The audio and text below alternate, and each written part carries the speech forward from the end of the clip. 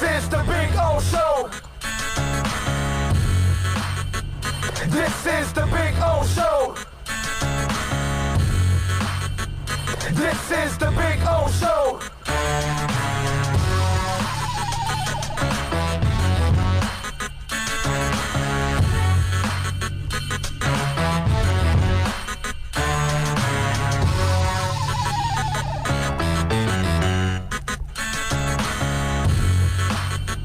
This is the Big O Show. This is the Big O Show.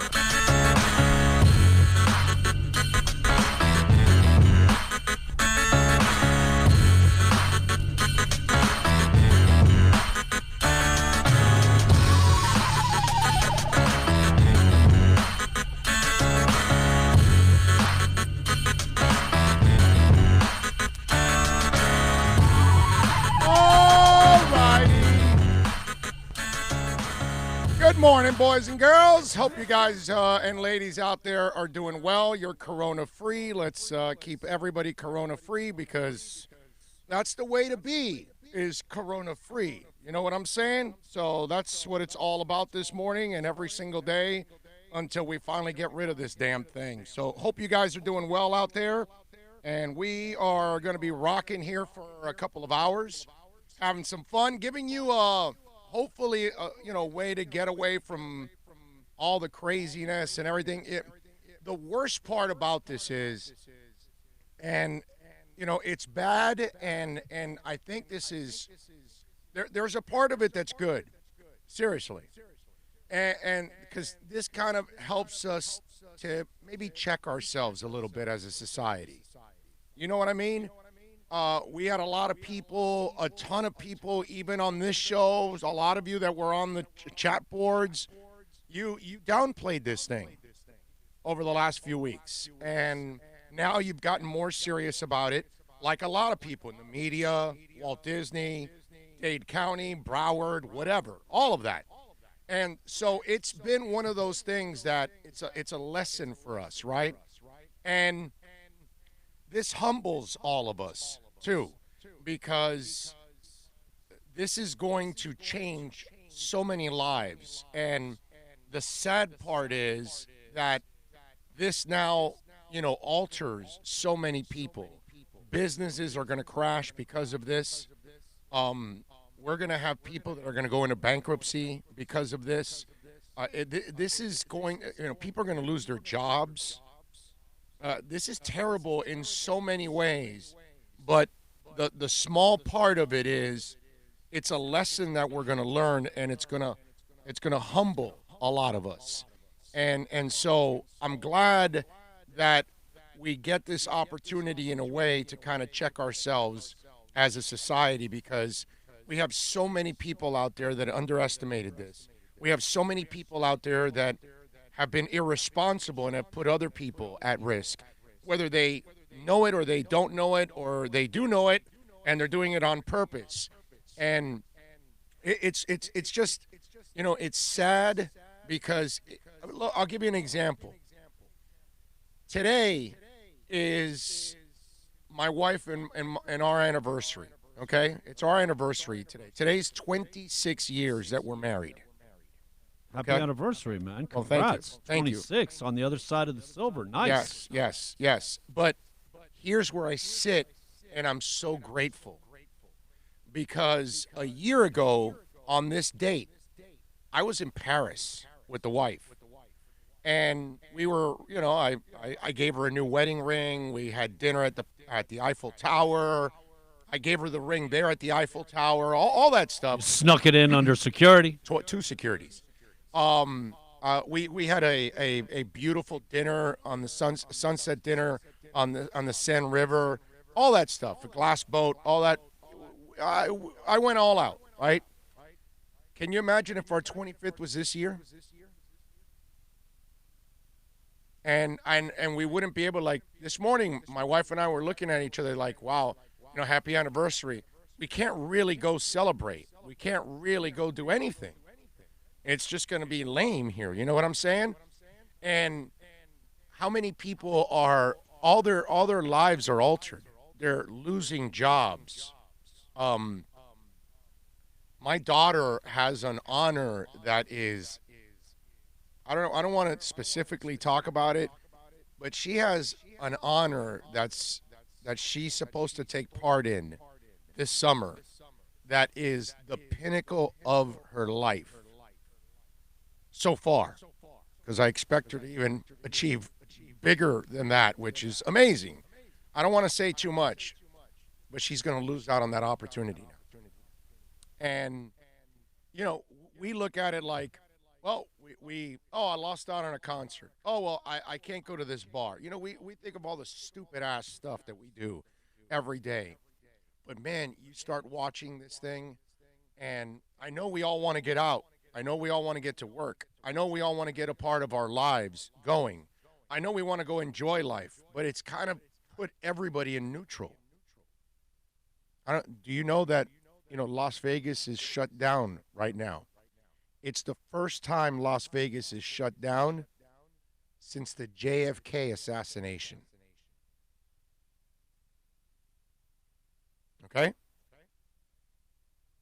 I mean, this is just something that is altering everything. And I'm sure, you've got kids just like my kid that maybe they were going to do something this summer that they were looking forward to. Maybe you're doing something that you were looking forward to. NBA players that are in the playoffs, looking forward to the playoffs, they don't even know when it's going to happen. Baseball players don't know when their season's going to start. And we got people that are being detected with this coronavirus all over because we don't have mass testing yet. And when we have mass testing, oh, my Lord, the numbers are going to be through the roof because there's so many of us walking around with the damn virus. And so appreciate the moments you have now with your family and your friends because that's really what matters right now. It sucks for a lot of us that we're going to lose a lot of money, all of us, okay? Some of us are going to lose jobs. Some of us are going to lose opportunities. But in this moment, this also gives you a moment to kind of connect or reconnect with your family and your friends. And if you can do that, at least you'll maybe this gives us an opportunity to kind of maybe reinforce our foundations in life.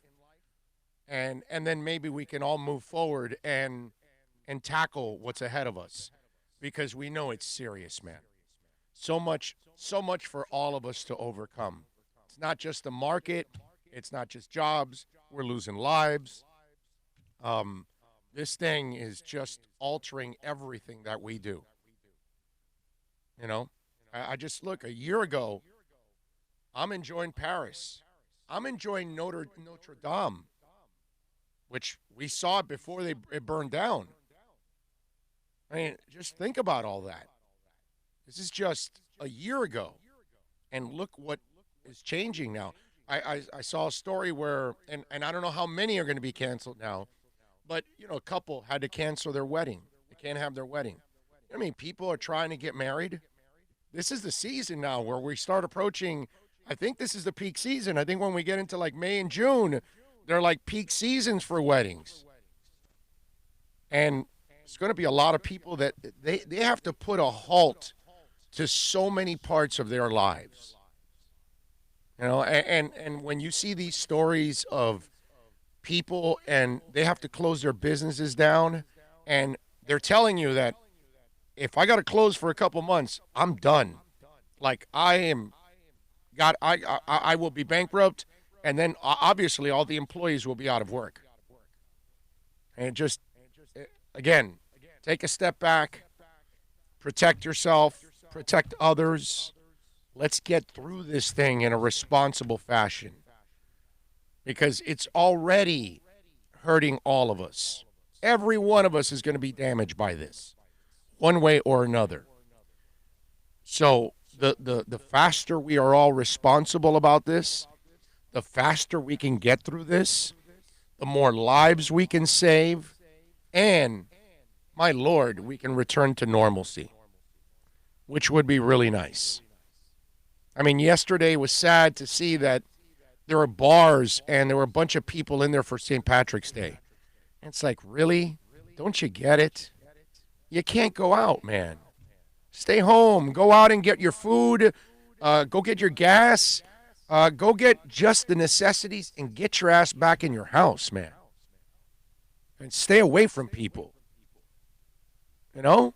Just that part I don't understand, but let's be responsible because this is a thing that is just absolutely altering everything we do in life. All right, 786-322-1105. If you want to get in on the accidentlawfirm.com text line, that's 786-322-1105. Let's see. Let's do a little roll call here early in the morning. Well, I mean, it's 11:11. It's not that early. Andy Raphael, fins up to all. Gus, what's up? Oh, good morning, brother. George, good morning. Dwayne Hadley, what's up, Big O? 72 Fins logo. Good morning. How about those Dolphins? Good free agent pickups. Great free agent pickups. We'll get into that. Man of 1,000 holds, 1,005 holds. Good morning, all. Let's see what else. Big O, do you think the Dolphins will sign more free agents? I could see them signing one or two more, but you can tell they're not the big-time versions, which is kind of what you saw yesterday in that other wave. Josh, what up, Big O and Bill? Alex Diaz, I heard that small businesses have taken a hit the most because they won't last a month or two.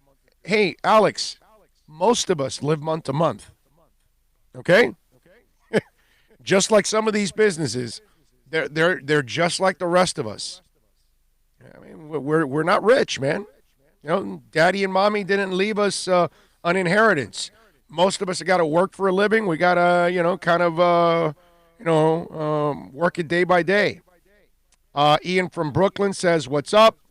And happy anniversary also, Alex Diaz. Thank you, sir. Ty from the Bronx says, good morning. What a great job Greer and his front office is doing. I told you guys. Told you. Josh says, congrats on the anniversary. So does Joe.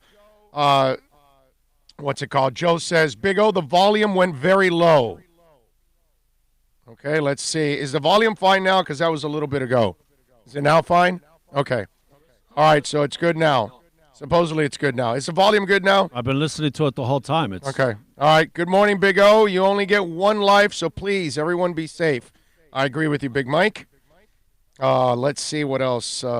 Myron is chiming in. So is Ty in the Bronx. George, I'm guilty of downplaying this virus as well. It's not about its effects it has on the young and healthy. It's about the effects it has on the elderly, compromise which the young pass it along. Exactly. Remember a couple weeks ago when we were discussing this, and some of you would come at me and say, well, the flu's killed more. And I would tell you that's not the point. The point is we can't allow this to get to the point where the flu is, because it will then kill 10 times more people than the flu, because it's 10 times more powerful than the flu. So right now the numbers were at that time the numbers were minimal. You know, now the numbers are starting to grow, and it's really disturbing what's going on now and how many people we've lost around the world. And so that's what we have to stop. And we were slow here. I mean, they kept the schools open, they kept Disney World open, you had to go on a major shutdown. And we're going to go under martial law. It's going to happen. Eventually, it has to happen, because unfortunately, we don't have the discipline ourselves to do it. So that's the problem. Ray is chiming in. Buenos dias. Armed Ape says present and accounted for. The Big Bear, 2922. Morning, Big O. What do you think of Phillip Rivers and the Colts? Good fit? Yeah, it's a good fit. No doubt.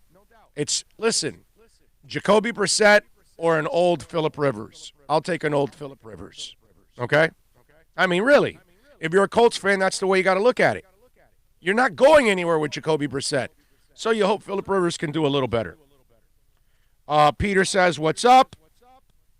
Peter, I'm here, not taking a dump.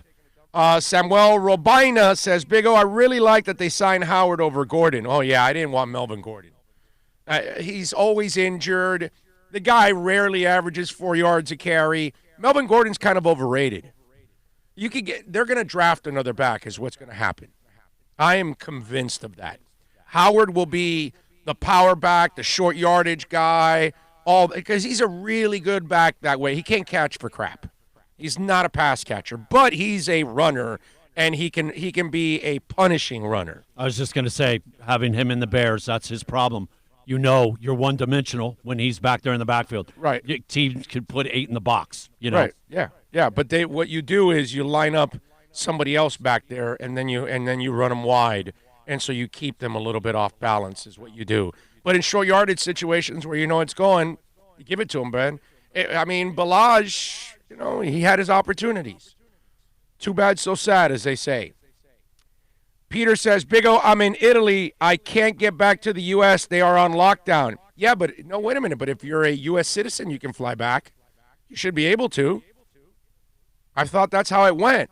I thought if you have a U.S. passport, you can come back.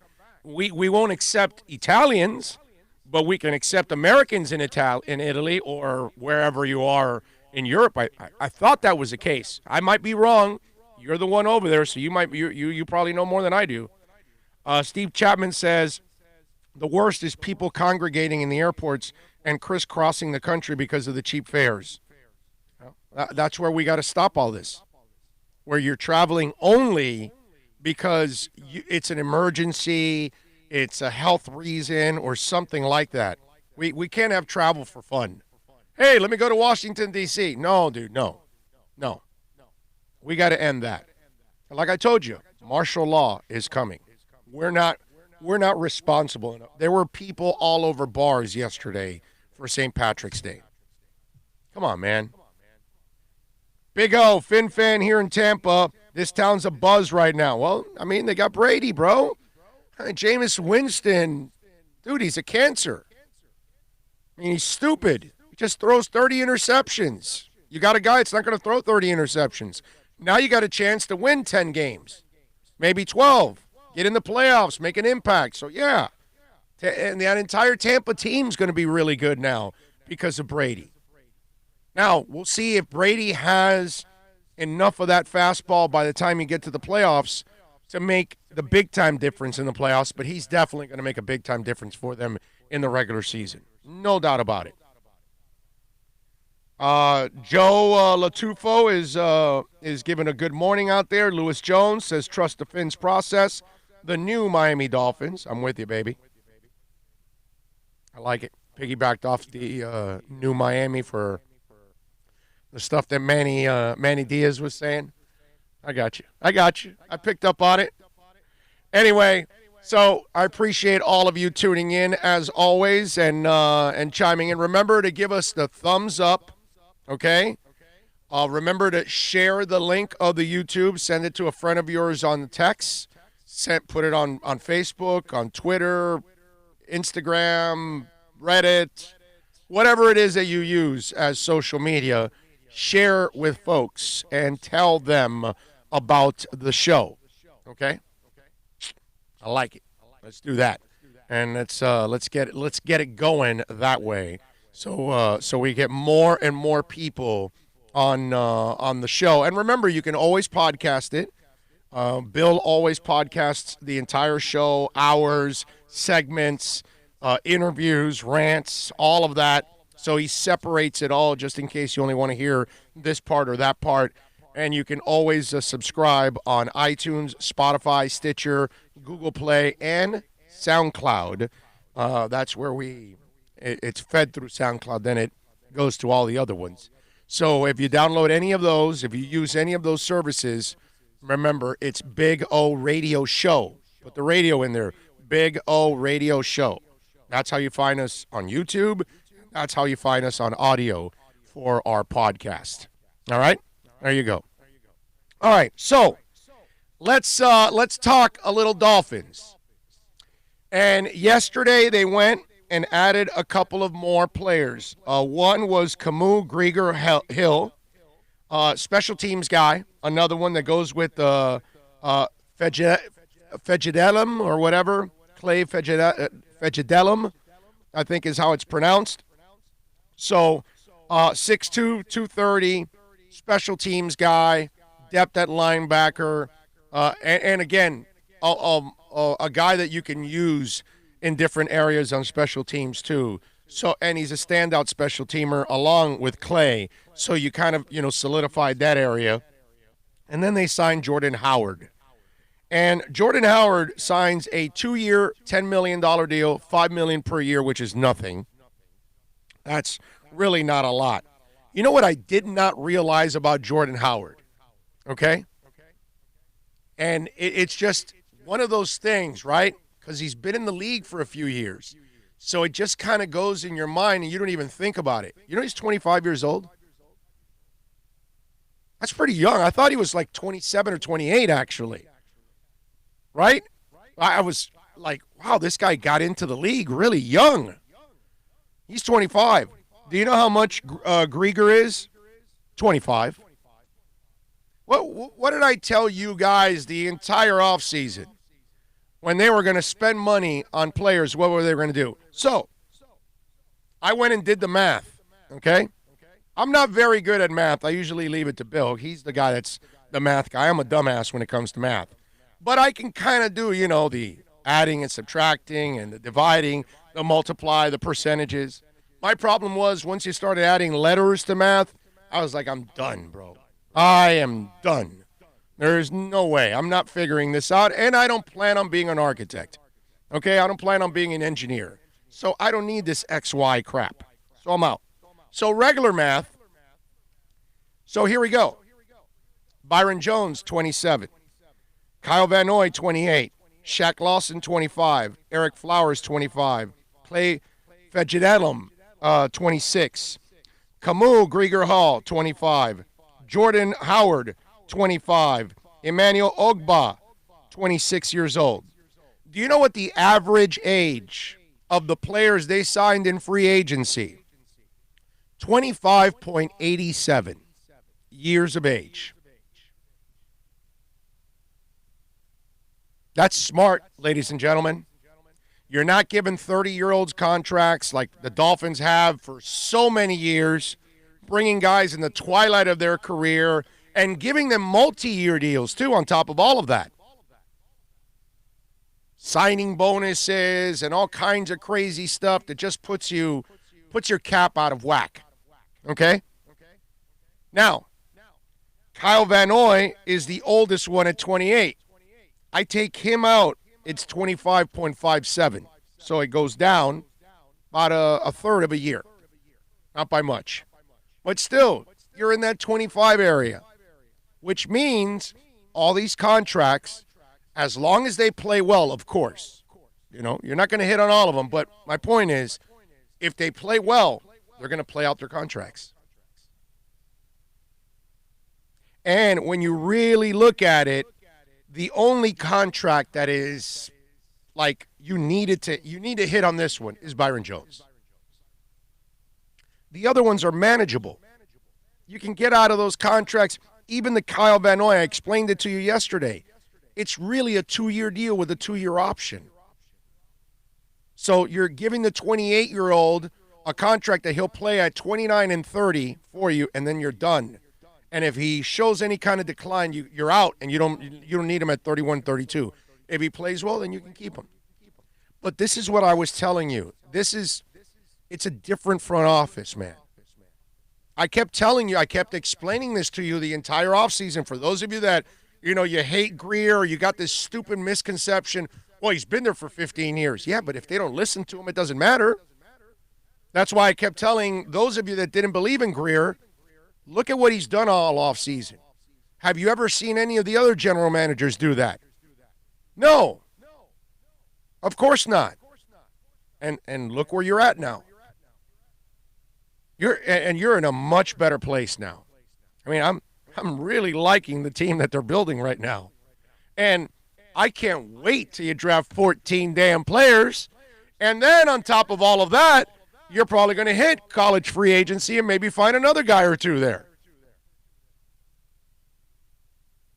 And you're filling, you got linebackers that you needed badly. You got pass rushers that you needed badly. You added beef on the offensive line. You added special teams guys. You added a proven running back that can get you the tough yards, something that Miami struggled with last year. So if you improve the offensive line, you get a running back that can get you the short yardage stuff. That's going to make life easier for your quarterback. Oh, and by the way, your offensive coordinator too. I mean, there's so much to like about what the Dolphins are doing and how smart it is in the way they're constructing the team. And the fact that they sat there and they said, okay, we're not going to be irresponsible with our contracts. And they haven't been. The only one that's a little crazy is the Byron Jones one. But, I mean, this is what it is what it is in free agency. As long as he comes in and shuts down that side of the field, just like X, you're fine. I told you and I warned you, don't call me, midway through the season because he's got 0 interceptions or 1. The bottom line is, are guys getting 100 yards on him? Are they burning him for touchdowns? That's what I would be concerned about. I know what Byron Jones is already. I know that he's not going to be a ball hawk. I get it. But he'll defend passes and he'll defend the player. If he does that, he makes his money.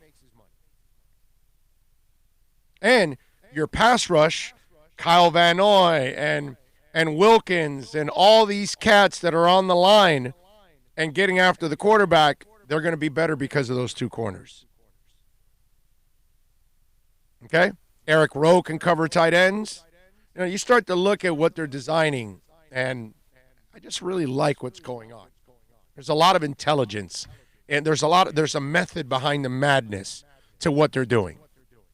Got to tell you, Van Noy, like it, man.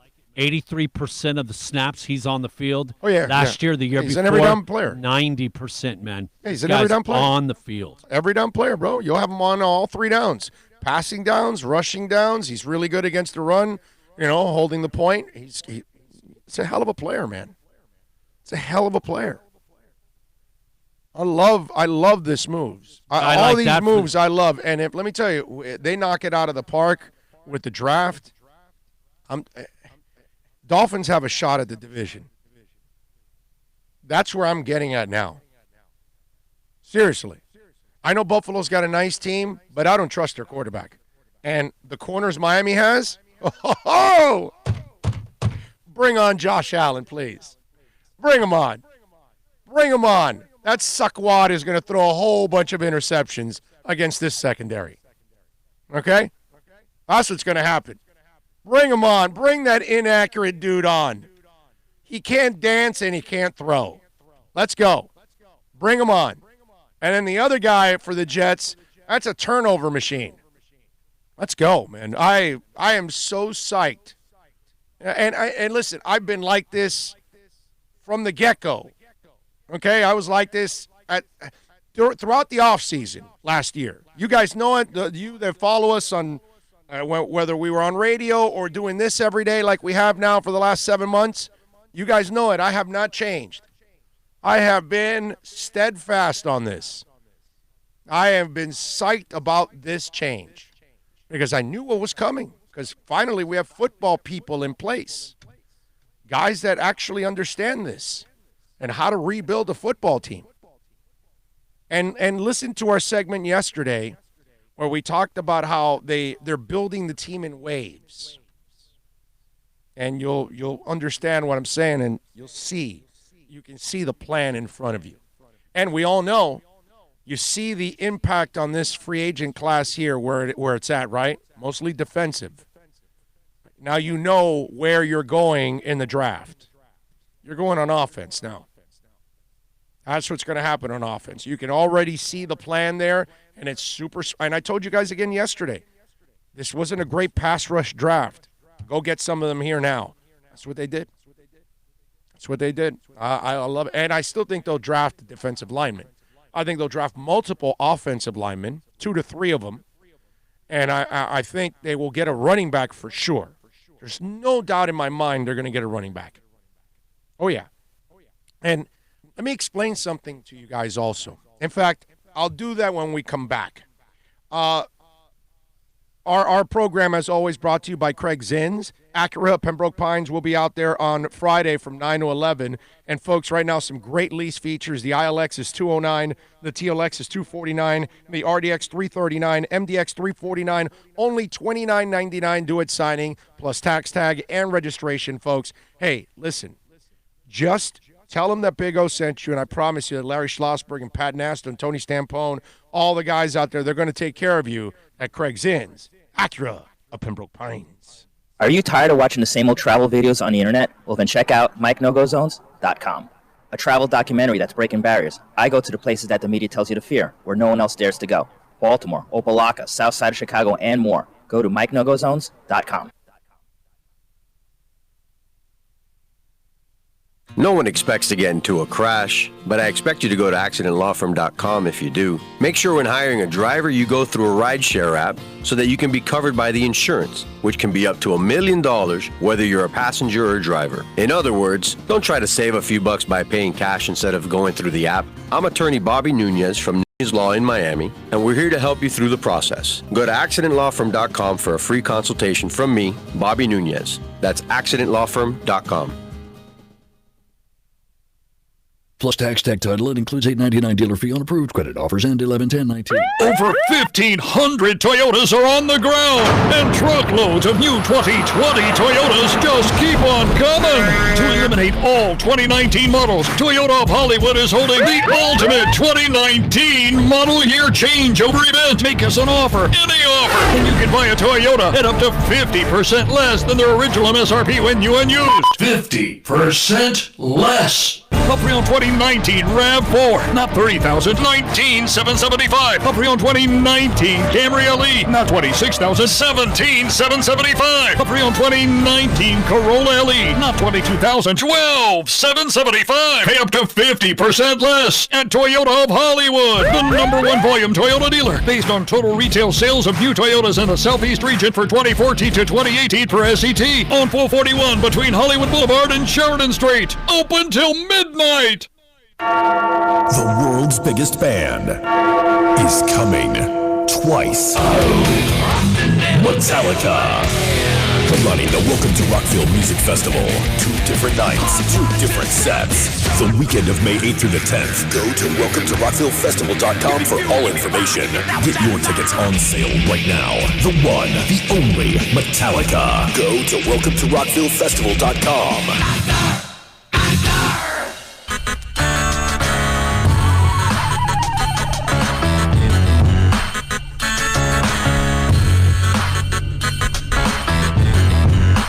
This is the Big O Show. This is the Big O Show. This is the Big O Show. All right, we're back. Now, I want you, when you're looking at the Dolphins, right? And, you know, we talk about this all the time.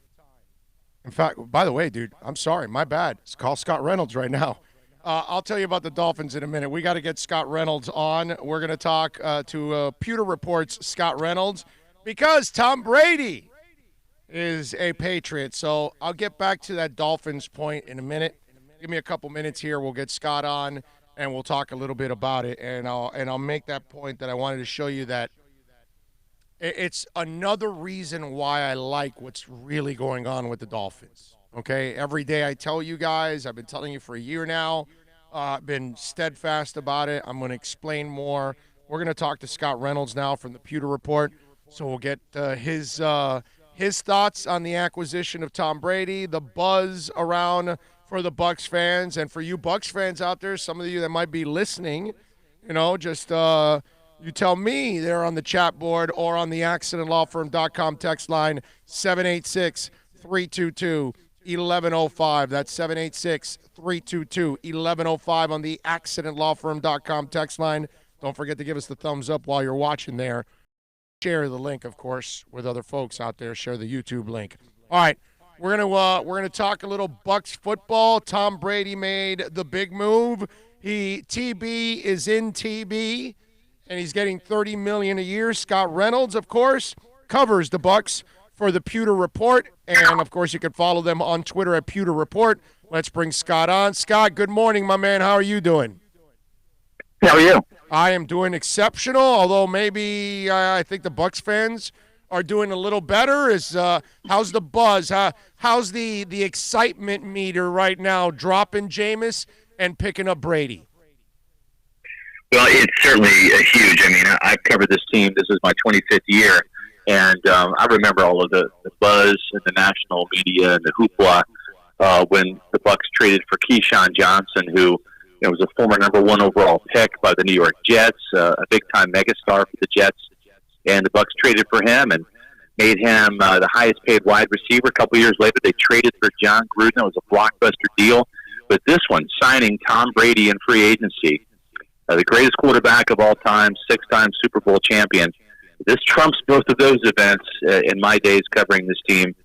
Tom Brady coming to the Buccaneers is big, big news. Yeah. Now, is it the right move is more important? We know it's going to create buzz. In your eyes, we get away from the hype. Did the Buccaneers make the right move? Because obviously they got rid of a guy that maybe they had a few. Listen, I'm not a Jameis believer anymore because of the interceptions, but still, I got to state it this way. Here's a young guy that still has a future for a guy that maybe you're going to get for a year or two. So, what's the feel? How do you look at it? Well, Bruce Arians is 68 years old. He is literally a year or two away from retiring for good out to his lake home in Lake Oconee, Georgia. Jason Light, the general manager, has been with this team since 2014. They have exactly one winning season and no playoff trips with him as general manager. The Glazers have owned this team. They fired John Gruden in 2007, and they've seen their season ticket sales decline each year. Actually, Gruden was fired in 2000 after the 2008 season. But we have seen fewer and fewer Buccaneer fans over the past decade at Raymond James Stadium. They had to do something to try to win now. And I think that with the defense that they've built with Shaq Barrett and Jason Pierre-Paul and Vita Vea and Devin White and Levante David and a pretty young but talented trio of cornerbacks, I think that they felt like they had a good enough defense, a playoff caliber defense, especially at the end of the season. And the problem is with a pair of two Pro Bowl caliber wide receivers, and Mike Evans and Chris Godwin, was just the interceptions. Jameis Winston in a contract year threw a career high and NFL league leading 30 interceptions last year, including an NFL record 7 pick sixes. It's not that it was all Jameis Winston's fault, but this Buccaneer team found new ways to beat itself every week, and Winston's interceptions were usually part of the culprit. Yeah, and listen, Scott, you've been around, you've covered the teams, and you've covered the NFL for a while like I have. It's demoralizing when your quarterback does things like that. And what people sometimes don't understand, when you have a great quarterback, it will make others better because it will lift their spirits and they will want to do things that they may not be able to normally do, but they'll find a way to achieve them because they will fight for that guy because, look, we saw it in the Kansas City game in the playoffs. Once Mahomes got it going, that team knew, okay, we just got to get him the ball and we're going to win the game. We're going to get him the ball, we're going to win the game. And sure enough, because when you have a guy like that, you will do extra things out there. And now with Tom Brady, there's going to be a sacrifice you have never seen from that team, period. No, you're exactly right. I mean, Donovan Smith, the left tackle, he's a good left tackle, not a great left tackle for the Buccaneers. He's been known to take a play off, maybe get a little bit lazy in some of his pass sets. And usually that's when the sack fumble happens, right? When the left tackle just kind of takes a play off. I don't see Donovan Smith wanting to take a play off or even allowing himself to now that you've got the greatest quarterback of all time, the GOAT, that you're pass protecting. There's a standard. Brady's going to come here demanding excellence. And there's not a single player in that offensive huddle for the Buccaneers that has been to a playoff game. When Tom Brady enters that huddle, that's going to be the difference maker. Jameis Winston, never been to the playoffs. Tom Brady has more playoff wins, 30, than the Buccaneers have had as a team, in probably 5 or 6 years combined. And I think that you're right about the interceptions being demoralizing. Winston threw 30 last year. Over the past 4 seasons combined, Brady has thrown 29. He only threw 8 last year. So I'm a big believer that that he's going to come and steady the ship, be the point guard, distribute the ball around to the weapons that he has here. And listen, Tom Brady's going to enjoy these weapons because he didn't have any to work with last year outside of Julian Edelman. No, listen, there's no doubt. But, Scott, okay, I don't know how you feel about this. In the division, a little bit on the fastball. So I don't know if you feel that way, but I would imagine that Bruce Arians also understands that. And one thing I do love about the Bucs is their 2 receivers and their 2 tight ends. I still think they got to get a little better at that running back spot. I really thought Jones was going to be the guy, and he's shown some flashes, but they need a better running game overall and maybe improve that line. But my point is, Brady's not that guy, the horse, anymore. And I would imagine that Arians knows that, and he needs to be complimented nowadays a lot more than he used to be in the past. Yeah, and I really think that the focus is going to be upgrading the running attack and finding more balance. You could be a 4,000-yard Pro Bowl quarterback and still have a good running game. Seattle is the best proof of that. Under Pete Carroll, I think the Seahawks have probably had the most consistent rushing attack for the better part of a decade, certainly ranking in the top 10 and running the ball, but also having a very prolific quarterback, a guy that can beat you with his arm. And I think that's the type of balance that Bruce Arians wants in Tampa Bay. Not a top 25, but really get that ranking up, get those rushing yards up, get the rushing efficiency up, and providing some balance for Tom Brady so he doesn't have to throw the ball 600 times like Jameis Winston did. Listen, at the end of the day, Jameis set franchise records and led the league in passing with 5,109 yards. But the only thing that did was get Chris Godwin and Mike Evans to the Pro Bowl. It didn't help them in the win column to finish 7-9, despite all of those gaudy statistics that Winston put up. So I think that you're going to see the Buccaneers draft another running back, maybe 2 in this draft early on, and really bolster the running game. Peyton Barber is not going to return. Dare Ogunbowale, the third down running back, he's just a guy. Ronald Jones showed some improvement. I don't know that this team looks at him as a Pro Bowl caliber feature back. So whether it's Jonathan Taylor, whether it's a Clyde Edwards-Helaire, I think they're going to go after one of those guys early in the draft, and then maybe even swing back around and get a day 3 guy. You mentioned offensive line. They're going to draft an offensive tackle early in the first or second round. And I wouldn't be surprised if they spend another draft pick or 2 on the offensive line to get some depth and competition for this Buccaneer offensive line that is going to have to, frankly, step up and become better, not just in pass protection, but also in the run game. Scotty, where was I wrong with Ronald Jones, man? I thought he would be a little better than he has been. I didn't think he was going to be a star, but I thought he was going to be a solid back in the NFL, and every down back. I thought he could do it. He just hasn't really turned that corner. I know he had his best moments this year, but he still hasn't justified the draft pick. Why? Yeah, and you're right. Not yet. He still has some time. He's a young kid, and he has some maturity issues that he's got to grow up. He made some big strides last year. Don't get me wrong. He did. He became the starting running back, but 2 years in, he only has one 100-yard rushing game. That was his last game of the season. So he ended on a high note. The arrow's pointing up, but is his ceiling as an 800-yard complimentary back, or can he be a guy that can be a 1,200-yard rusher? We just don't know. I don't think the Buccaneers know. And so you want to hedge your bets and get another running back in there that is a starting caliber guy that can either push Ronald Jones towards greatness or push him to the bench. Yeah. How much do you think Bruce has to kind of adjust the way he calls games having Brady now? Or do you think there will be no adjustment and he'll be just as aggressive as he normally is? Well, I think in Bruce's offense, he likes to take deep shots downfield. Typically, for a vertical-based offense, your quarterback's going to get hit more because he's got to hang in the pocket to allow time for those receivers to get down the field.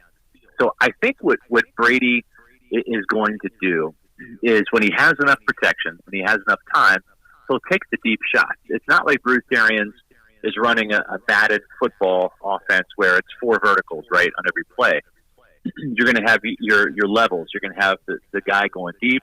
You're going to have a receiver or two in the middle, intermediate routes. You might have a tight end running a little curl to the outside in the short range and a running back out to the flat. So in every play, you have the deep, the intermediate, and the short and shallow pass routes. And I think with Brady and his penchant for getting the ball out of his hands quickly and not wanting to take those shots, I think you're going to see more checkdowns and dump-offs. But when he does have the time to throw and does have the receiver open, he will take some more of those shots. And let's face it, the last couple of years, Gronkowski's been slowed by injuries. Julian Edelman is not a vertical threat. He's more of a catch and run, yards after catch kind of guy. Brady hasn't had the Randy Moss that he had years ago where he could push the ball down the field and be that deep ball guy. So we'll see now with some guys that are deep ball receivers and Chris Godwin and Mike Evans, if Tom is more able to push the ball down the field because he has guys that can actually stretch the field vertically. Yeah. And that may be the case. Or he might settle for hitting Mike Evans across the middle for 20 yards and Chris Godwin across the middle for 20 yards and letting those guys run after the catch and turn a 20-yard Tom Brady pass into a 50 or 60-yard game. Well, I got to tell you, Scotty, right now, OJ and Cameron Brate have got to be, like, sexually aroused right now because Brady will use his tight ends. Those guys are going to have great years, dude. If you're a fantasy player, those guys are going to get their share of catches, too, because he's a smart guy. He's not going to, he's not going to just take the deep shot every single time. If he finds those tight ends open, and those guys can get open, I mean, since, you got to go back to Gronk and Hernandez, he hasn't had a pair of tight ends like this, dude. This is strong for him. You're right. At the same time, though, you look at Bruce Arians historically, and it's really been a wide receiver-based offense. Yeah. And even in the hierarchy of pass attempts, it's going to be the slot receiver first. It was that way out in Arizona with Larry Fitzgerald. It's that way Chris Godwin's going to get the most opportunities, followed by Mike Evans on the outside. And then your tight ends and your running backs are kind of fighting for that 3 and 4 spot. So I still think it's going to be a wide receiver-based offense. And listen, O.J. Howard is a talent, but he had some serious issues with drops last year. So O.J. is going to have to earn his touches. Cam Brate is a very reliable pass catcher. The problem is injuries have just kind of taken their toll with Cam, and he's not going to get a lot of yards after catch. I think where Cam Brate still has value and where Tom Brady's going to love him is in the red. Cam just has a unique way of finding those soft spots in zone coverage and presenting himself as a target inside the end zone and the red zone. And I think that's really where he's going to be utilized a lot. OJ has the ability to stretch the field vertically and make big plays, kind of like what we saw from Gronk in his heyday in New England. But he's got to be able to catch the ball when he has those opportunities, and that was a struggle for him last year. We're talking a little Bucks football with Scott Reynolds from the Pewter Report, and, of course, you can follow him at Pewter Report there on Twitter. Scott, so what happens to Jameis, man? Well, you start to look at the landscape. It's pretty much dried up. There aren't a lot of starting jobs left. So where's he going to go as a backup? I really don't know. That's a great, intriguing question. It won't be in Tampa Bay. The Bucs don't have any interest in re-signing him as a backup or as the quarterback of the future. And that really wouldn't have worked well because Jameis was well-liked and respected and was a team captain, so you don't want to put Winston in that position where he really has to take the demotion. So I don't know. I do know that the Buccaneers, though, they just grew so frustrated with the turnovers that they were going to let him test free agency. Listen, it was no slam dunk that Brady was going to come to the Buccaneers. They were taking a big gamble by franchising Shaq Barrett and letting Jameis Winston hit free agency. But really, at the end of the day, I don't think that this team got any inclination that there was going to be a big market and a big demand for Winston. And I think that's quite telling. I think the Buccaneers certainly made the right move by letting Winston go because he's not really commanding any attention as a starting quarterback. So I think they were wise to upgrade at the position and get, obviously, the greatest quarterback of all time, even in the twilight of his career. I just don't think that Winston, despite leading the league in passing and leading or being second in the league in passing touchdowns is going to have much of a market because of those interceptions. Keep this in mind. Jameis Winston in 5 years played for 3 different head coaches, and the last head coach he played for, Bruce Arians, is the quarterback whisperer. And if the quarterback whisperer doesn't want you, that's really, really damning. Oh yeah, there's no doubt. And you know, he told you guys in the press conference he's balling. So how do you think he's handling this? Because you've been around this guy. He doesn't get it. He still doesn't understand it. This has got to be one hell of a wake-up call for him, that he was thinking, well, they'll release me. Somebody's going to want me. Nobody wants. Although, you know, the Patriots are still there. Can you see Belichick working with that guy? I could see Belichick taking a gamble on him. I mean, keep in mind that Belichick took gambles on Antonio Brown and Josh Gordon last year.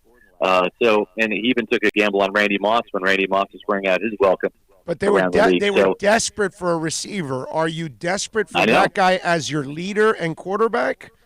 Oh man, that's a whole different ball game. You know what I mean? It is. It is. And listen, they drafted Jarrett Stidham. They get the first crack at the job competition, but guys. Yeah. But I don't think it's going to be a long-term deal, and it would have to be a one-year prove-it deal and a very modest contract. Certainly nowhere near what Jameis Winston got last year. At what point was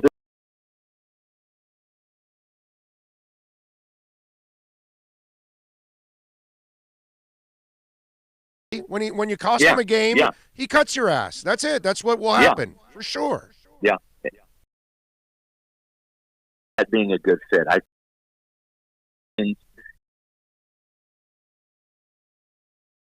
despite the age that Jameis Winston still,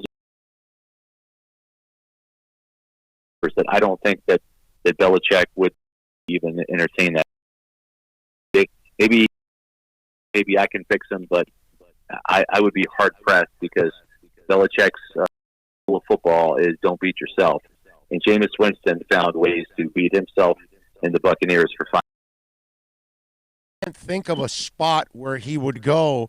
And you also have to worry about this, that if you bring him in as a backup, he may come in with that attitude like, I'm not a backup, I'm a starter, and then you know how it is. Us in the media, we know that we might get the juicy soundbite, so we'll go search, and you know that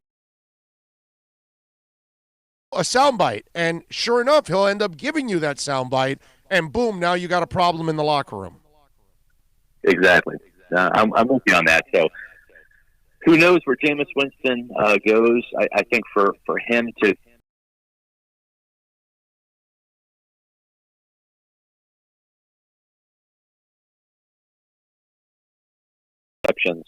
for Jameis Winston to reach the next level as a quarterback, he's got to do it somewhere. That's the driving force. That's the chip on the shoulder that forces you to change yourself for the better in whatever category that may be. For Winston, it is those interceptions. I just don't know, because this problem goes back to his days at Florida State, that he can stop being a reckless quarterback. You know, Scotty, just for fun, since I am a Dolphins fan, I would love to see him sign with the Jets, just to see him, Adam Gase, and Sam Darnold in the same room, and you know, Sam's his own turnover machine. So that I could just see like a case of Pepto-Bismol right next to Adam Gase the entire time coaching those two guys.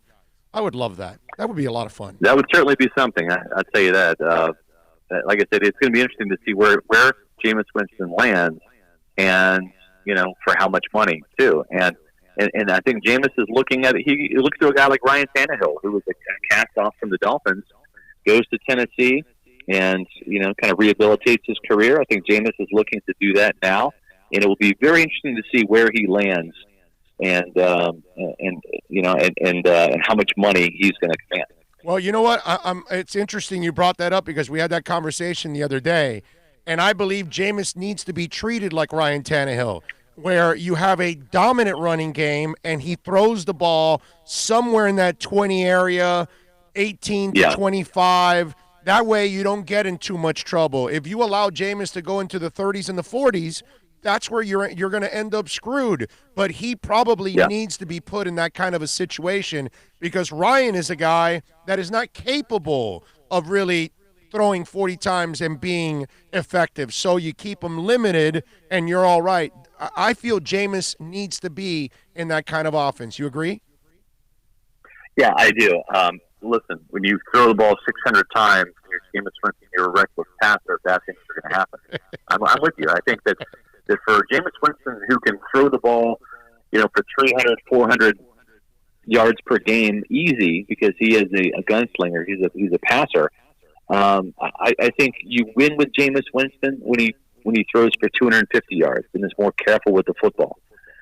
So I'm with you. I think far fewer attempts means far fewer interceptions and chances taken by Jameis Winston at his next stop. And having that running game, a consistent running game, would only help him because Jameis is a very good play-action passer. The problem is the Bucs just never really had that consistent running game for him here in Tampa during his 5 years with the Bucs. Catch his work there at the Pewter Report. He is Scott Reynolds. Scott, thank you for taking some time, man. Appreciate the insight. My pleasure. Thank you. You got it. There you go, Scott Reynolds, man. Good stuff from the Pewter Report. I like it. I like it. I like it. You know what I also like? Murias Dental. I was actually there with Eric yesterday getting my new Invisaligns. I got my Invisaligns for the next 5 weeks. I'm here in the studio somewhere. I thought I had them here somewhere. But anyway, so I got my Invisaligns, got my next set. I'm headed down the stretch now. I got 5. I got 5 more to go, and then we're done. And my teeth will be nice and straight. They have moved like crazy already as it is. It's really an amazing thing, these Invisaligns. And they don't get in the way of your everyday talking, eating. It's not really disruptive. It's not painful. It's not bothersome.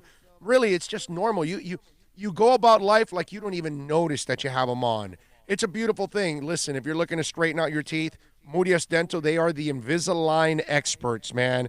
Implant experts. You're looking to clean your teeth, cavity, crown, you name it, root canal. Please call Eric Murias right now, 305-821-0231. That's 305-821-0231. And follow them on Facebook, Instagram, and Twitter at Murias Dental. Plus tax, tech title. It includes $8.99 dealer fee on approved credit. Offers end 11/10/19. Over 1,500 Toyotas are on the ground, and truckloads of new 2020 Toyotas just keep on coming. To eliminate all 2019 models, Toyota of Hollywood is holding the ultimate 2019 model year changeover event. Make us an offer, any offer, and you can buy a Toyota at up to 50% less than their original MSRP when new and used. 50% less. A pre-owned 2019 RAV4, not $30,000, $19,775. A pre-owned 2019 Camry LE, not $26,000, $17,775. A pre-owned 2019 Corolla LE, not $22,000, $12,775. Pay up to 50% less at Toyota of Hollywood, the #1 volume Toyota dealer, based on total retail sales of new Toyotas in the Southeast region for 2014 to 2018 per SET, on 441 between Hollywood Boulevard and Sheridan Street. Open till midnight. Are you tired of watching the same old travel videos on the internet? Well, then check out MikeNoGoZones.com, a travel documentary that's breaking barriers. I go to the places that the media tells you to fear, where no one else dares to go. Baltimore, Opelika, South Side of Chicago, and more. Go to MikeNoGoZones.com. No one expects to get into a crash, but I expect you to go to accidentlawfirm.com if you do. Make sure when hiring a driver, you go through a rideshare app so that you can be covered by the insurance, which can be up to $1 million whether you're a passenger or a driver. In other words, don't try to save a few bucks by paying cash instead of going through the app. I'm attorney Bobby Nunez from Nunez Law in Miami, and we're here to help you through the process. Go to accidentlawfirm.com for a free consultation from me, Bobby Nunez. That's accidentlawfirm.com. America's safest and best-selling compact luxury SUV is at Acura of Pembroke Pines, and this is how we do it. RDX, $339 a month at Acura of Pembroke Pines, the #1 volume Acura dealer. The world's biggest band is coming twice. Metallica. Headlining the Welcome welcome to Rockville Music Festival. 2 different nights, 2 different sets. The weekend of May 8th through the 10th. Go to welcometorocktillfestival.com for all information. Get your tickets on sale right now. The one, the only Metallica. Go to welcometorocktillfestival.com.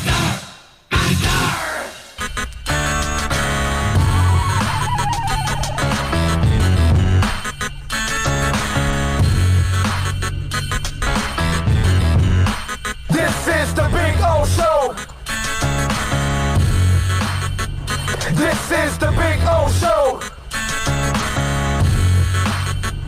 This is the Big O Show.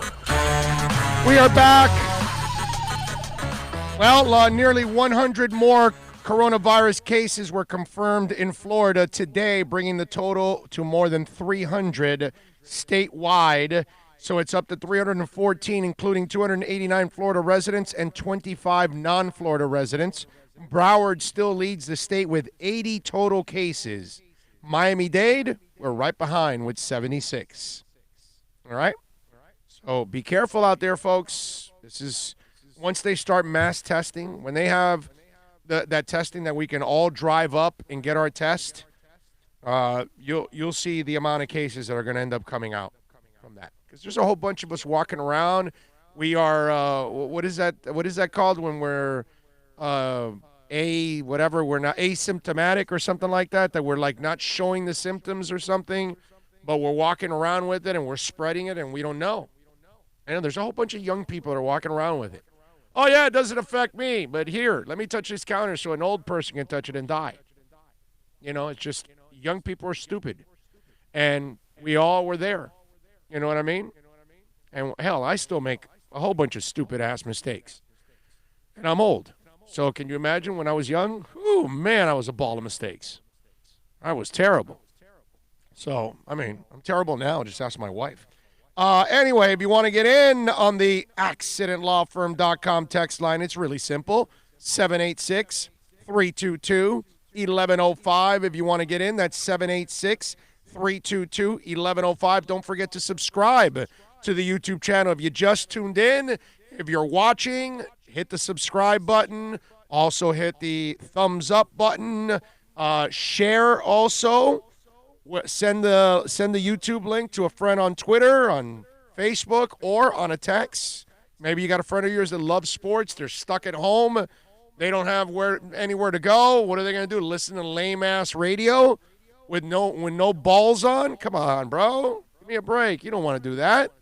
You want to listen to a show with some balls that will actually say what's out there. So, I was telling you a little Dolphins thing before we went to Scott Reynolds to talk about Tom Brady. And there's a lot of things that you got to like about this front office, right? Let me give you a small example because we've only been around for a year right now with these guys. But in the past, when they drafted Jamar Fletcher, did they acknowledge the mistake or did they keep playing him? You know the answer, right? They kept playing him. Eddie Moore, did they acknowledge the mistake or did they keep playing him while he wasn't getting knocked out at sports bars? Right? And that's been kind of the MO here for a long, long time. Different general managers and head coaches, when they would make mistakes, they would try to justify those mistakes. And if a player can't play, you need to make the decision and move on. Correct? And so, example, and this is what I love, because you're not going to hit on everything. I would love it. I would love for you to hit on every free agent. I would love for you to hit on every street free agent you sign. I would love for you to hit on every draft pick you would sign. Wow, that would be a beautiful world, wouldn't it? Right? Compensatory picks galore. Anyway, so they draft Michael Dieter, and he struggles, right? Now, we can't give up on Michael Dieter after a year. It's not fair. Gesicki, some of you gave up on him after a year, and you look like an idiot because he came back and had a really good year this year. What a difference. He had a quarterback that could actually throw him the ball. and give him some confidence, and he became a different player, correct? There are guys that have turned the corner. It happens sometimes. You don't give up. Jakeem Grant had a terrible first year, and then he came back. And I know this year he had his injuries and all that stuff, but he kind of fought through it. But still, he was able to bounce back and show you that he can play. You don't give up on players early on. I remember my boy Omar Kelly gave up on Jay Ajayi and Jakeem Grant right away. And I remember having that conversation with him on air, and I said, you can't give up on these guys right away. You got to give them a little time. I get it if the guy's lazy and incompetent. You want to give up on a guy like that because he's a knucklehead? Okay, that's different. But a guy that is young and's got to grow, you got to give him some time. Now, Michael Dieter, you drafted him, you wanted him at left guard. It didn't work out. He didn't play well last year. Now, again, maybe he turns the corner this year and becomes a better player. Maybe becomes a really good backup. Maybe becomes a swing guy. Whatever. I don't know. They didn't waste time. They thought that Eric Flowers played well last year, and I know he can play on either side, either guard spot, but he's probably going to play left guard where Dieter's at. So Dieter will now have to move over to right guard and battle for that right guard spot. Because I would imagine Flowers, who was a tackle his whole career, was just moved to left guard and had success. I doubt they're going to tell him, hey, let's move you to the right side, where now you've got to learn everything that you had habitually on the left tackle, left guard. Now we're going to put you at the right, where now everything that you did habitually left way is now right way. No, they're not going to do that to him. Okay? So they're probably going to put him at left guard. That means Dieter will now have to move over to right guard and figure that out. Okay? Kalen Ballage is a draft pick that's been here a couple years. They got a couple of other guys back there, too, at running back. They didn't get it done. So they go and get Howard, and they're probably going to draft a guy. Josh Rosen. They got their second-round pick last year, made it 2 second-round picks. They'll use that second-round pick this year in the draft. The other one, they used it on Josh Rosen. Josh did not show enough. They'll probably draft another quarterback this year. They don't waste time either. They look at a guy, and if the guy, he's not getting it done, they're not going to try to justify it. I love that. Because you're going to make mistakes. Don't compound the problem by continuing to play the guy. That doesn't make sense either. Oh, no, he'll be fine. He'll be fine. And every week he's screwing up. Hey, but coach, he's not fine. You know what I mean? And I like that. That's another aspect of this front office that I like. They're not going to screw around, man. You either prove yourself that you can play or get the hell out. That's it. Taco Charlton started off really well, right? And then kind of tailed off and started losing playing time. They didn't waste time.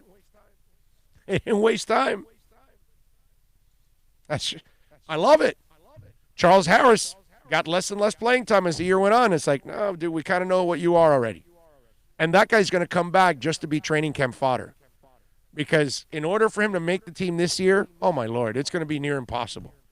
He's going to have to do things he never did before. He's going to have to actually play like a first-rounder, which doesn't look like he's going to do it. But you think they're waiting for Charles Harris to – no, bro, they're going to replace you right away. That's a really important trait to have as a front office. You have to be able to look in the mirror and say, I effed up. This is not the guy. I got to go find the guy, because you're cheating your team. You're cheating your coaching staff. You're cheating your fans, because you're not doing what's best for the football team. So there you go. I love it. Another reason why you got to like this front office. 786-322-1105 if you want to get in on the accidentlawfirm.com text line. That's 786-322-1105. Let me see what we got here on the chat board. Special needs fitness guru Big O. The Dolphins should have signed Tom Brady, Bridgewater, Rivers, Mariota. They failed in landing a good QB in free agency. By the way, Big O, you got schooled the other day. By what? This is why all the contracts are front-loaded. If they don't work out, we can dump them and not have dead money. Yep. You are right, Todd. If I had to venture a guess on the schooling, he's referring to Tehran. Oh, that wasn't talking schooling. About Tenny kill. Yeah, that wasn't schooling. Please. That's the same thing as all of you out there that were falling for the banana in the tailpipe. That's blind ass fan alert! Look out, everyone! We've got a blind ass fan coming through. That's just taking the stats and making it sound like. And then when I said it was AFC, he's the one that. By the way, if I was schooled, why did he call him a game manager? You can't go both ways. You can't be a game manager and be a baller. You're not a baller. That's why you're a game manager. And, he was like, well, it's not the worst thing to be called. It's not a great thing to be called either. You're a game manager. You're not a franchise guy. That means you need a lot of help and you need the perfect environment in order for you to succeed. Got to hold your hand. Yeah, no. So, you can look at it as schooled if you want. That's fine with me. Let's see what else. Bromar, and by the way, you also threw in Mariota, which, you threw Mariota and Bridgewater in there as your list of quarterbacks. Are you kidding me, bro? Are you kidding me? Really? Seriously? Jordan Howard sucked in Chicago. That's what Bromar says. No, he didn't. He was good in Chicago. It's just he has a role. He's a role player. You got to use him the right way. And so they had one guy that was a pass catcher, and the other guy was the bruising runner. Go look at his stats. He ran well. He averages over 4 yards a carry. He had like maybe 5. 12. No, he had like 1,200 and something yards. Yeah, no, he's a hell of a player. From the time he was rookie, he started his rookie year, but his second and third year, go look at his stats. Yeah, you can't, Bromar, you can't say stuff like that. Because it just makes you sound ridiculous because you don't even bother to actually look at the man's stats and then look at what he has done. Okay? His first year in Chicago, 16, 1,300 yards, 6 touchdowns, and 5 yards a carry. That sucks. His second year in Chicago, 1,122 yards, 4.1 yards per carry, 9 touchdowns. His third year, 250 carries, 935 yards, 3.7, just under 4, and 9 touchdowns. None of that sucks. Last year, for the Eagles, 119 carries, 525 yards, 4.4 yards per carry, and 6 touchdowns. 6 touchdowns and 119 carries. He sucks. Yeah, I know he sucks. Listen, if you're going to be a lazy sports fan, then go ahead. But do your homework before you actually say something, especially on this show because you will get called out. Man of 1,005 holds. You prefer Melvin Gordon? I guess he was talking to Bromar. Give me a break. Let's see. Maybe the guy was talking about Mariota prior to the Florida State National Championship game because prior to that he wasn't bad. Big O, what's up, man? Love your takes as always. Here from Colorado, what's your take on the guys we have brought in so far? I can't complain. I feel like they all have upside, fill needs, and quality depth. Yes, Wendy, I love the moves. I have said it already the last couple of days. I think the Dolphins are doing an exceptional job. Let's see. Pellegrino goes, Greer hasn't admitted mistakes on Tannehill. That's not his guy. So you can't. You see, that's the problem with you guys. You can't pull something out of your ass because that's exactly what it sounds like, Mike. He didn't draft Tannehill. That was all a Jeff Ireland pick. But see, if you don't have the facts, don't comment, man. Don't comment. It makes you sound stupid. Jerry G, I guess the Finns have given up on Balaj. And why wouldn't they? He's been here a couple of years. He's had his chance. Let's see. GPP Central says, I think we should fire Greer ASAP. There you go. 72 Fins logo. Robert Quinn sucked with the Dolphins, and he got paid. Yeah, he had that back issue. I wonder if the back will rear its ugly head now that he got a long-term contract. Because he killed himself last year when he got out of the Dolphins in his final year to play really well to get a big contract. Just be on the lookout for that. See how the Robert Quinn body holds up in the 2020 season. I'm just saying. Let's see. What else do we have here? Other than some misinformed listeners? Yeah, definitely. Yeah. And it says, I see we still have $50 million in the cap. Yeah, they got plenty of money. Money's not an issue for them. As O said, you are not going to hit on every pick. Yes, you are correct. I think you guys are like talking to each other now. Go Gators. Patriots and Jets have been the worst at drafting over the last 4 years than Miami. Let's see. All Dolphin YouTubers are blind homers. Yes, we are. We're blind homers. What I hear Big O saying is that the new Dolphin front office regime wants instant results or you're out. Exactly. They're not. I'm going to say something that nobody has the balls to say. Okay? I already told you something that most people don't have the foresight to say. Remember I told you how every black coach, black executive in the NFL is rooting for the Miami Dolphins. Seriously. Every one of them is rooting for the Dolphins. Do you know why? The black coach always gets the short end of the stick, and so does the GM. They get their asses fired with a quickness. They don't even get the opportunities that the white guy gets. All right? So let me ask you something. Don't you think the black general manager, the black head coach, the black personnel directors, don't you think those guys, I mean, Reggie McKenzie did a hell of a job in Oakland, and they got rid of his ass. And Oakland, all they've done is take steps back. Spend a lot of money, but they have done nothing. So, and Reggie inherited a cap mess. He had no first rounder and no second rounder his first 2 years, and he still found Derek Carr and Khalil Mack. Okay? All right? And Amari Cooper and whatever. He did a hell of a job, and they fired his ass. Okay? You think those black men don't know that their fuse is short? Yeah, they know. They're not going to sit back and go, well, we're good. Just kick back, and I'll play the guy. Hey, he's struggling. Don't worry about it. We got plenty of time here. Our contracts say 5-6 years. Come on, man. The black guy's got to make an impact way faster than the white guy. So these guys know. You know how the first round pick is on the clock? They're on the clock constantly. That's how they have to look at it because that's how society has treated them. That's how they live in the NFL. Society too, whatever.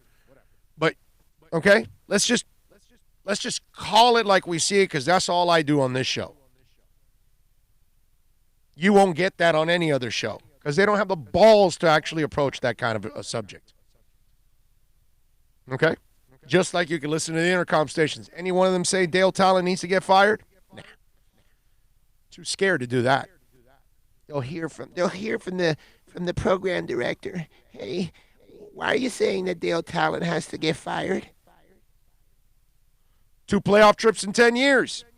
You tell me.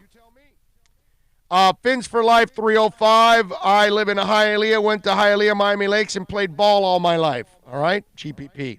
Angela, Atlanta Dolphins Club, says, LOL. I don't know what we did or somebody else, but she's laughing. That's good. In a moment like now, we need laughs. I'm going to guess that's when we're calling out these people. Maybe. Terry Robisky says, hi from the Bahamas, Big O. Love the show. We are going in the right direction. Hopefully they don't take Tua. Maybe Rosen might work out. Left tackle with that 5th pick. Dwayne Hadley says, why haven't Clowney been signed? Well, because Clowney's got a bad knee. Okay, he doesn't really produce the sack numbers that you would need, and he's probably asking for the kind of numbers that don't produce those kind of sacks. And that's the problem. Okay? For Clowney to be productive, right? We're figuring 15, 20 sacks, be selective, right? Right. Well, I'm saying if he's asking for the kind of money he's probably asking for, he's got to be a 14, 15 sack guy. And you know what he is? He's a 9 sack guy. That's his ceiling. He wasn't drafted number 1 overall to be a 9-sack guy. And I know it's not all about sacks. There's hurries and stuff like that, and he's a hell of a good player. But he's not the sack guy that everybody thought he was going to be. Okay? Or what they're expecting Chase Young to be. So that's what's going on there. Go Gator says, Big O, look at my comments right after. Well, I'm not. I'll look at the comments. Let me see. Oh, okay, I gotcha. Let's see. Charles Harris, another Greer bust, and you guys want to believe in your fake fans now. There we go. Of course. Yeah, but, I mean, I love how you pick on Charles Harris, but then you don't look at all the other 3 first-rounders in the last 4 years who are good players and good picks. So out of the last 4 that he's been in charge, he's hit on 3 of 4. So 75% is not good enough. That's where GPP Central, you sound like a moron, sir. Okay? Because when you hit on 3 of your 4 first-rounders, that's really good. You do understand that, right? 3 of your 4 first-rounders you hit on. Tunsil, Minka, and Wilkins. So you miss on Harris. Let me just tell you, if that's going to be what Chris Greer's going to do, because he's been in charge of the last 4, now coming 5th draft, if he's going to hit on 75% of his first-round picks, then he's going to be one of the greatest general managers of all time. Not a good general manager for us. Not doing a great job for us. No. If you hit on 75% of your first-rounders, you will be one of the greatest general managers of all time. So for the next few years, if he keeps hitting on 3 or 4 first-round picks, Miami is going to be freaking loaded. I guess you don't remember how they used to never hit on picks, but that's all right. Good way to stay cap-friendly, too. I mean, Jesus, 5-year contracts on that rookie contract? Some of you guys out there, you come up with some stupid-ass crap, man. Really, seriously. And you just pull crap. Oh, Jordan Howard sucks. Yeah, no, Chris Greer, Charles Harris. But don't look at Tunsil, and don't look at Minka, and don't look at Christian Wilkins. No, let's just pick on the 1 out of the 4 that he's been in charge of. And he got X in the 2nd round, who's a first-round talent. No, seriously. It's just some of you out there, man, that's the reason why you can't listen to fans, because you guys say some stupid-ass crap, and, just makes no sense. Anyway. So, just do the math, bro. He's been in charge the last 4 drafts. That's what he's been in charge of, those drafts. He's been the lead guy. Before that, he was never the lead guy. He's just a guy that, hey, here's my opinion. Yeah, whatever.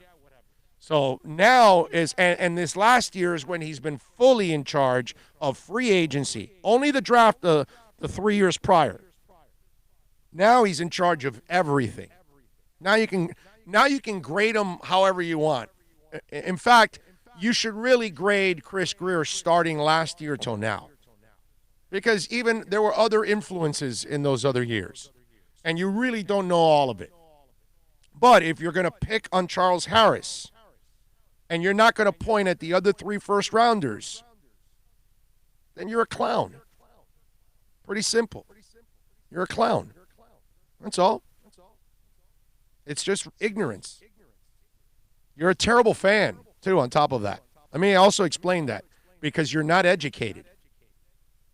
When you say things like that, it just shows you're not educated. You don't follow it, and you're lazy. So you have an agenda.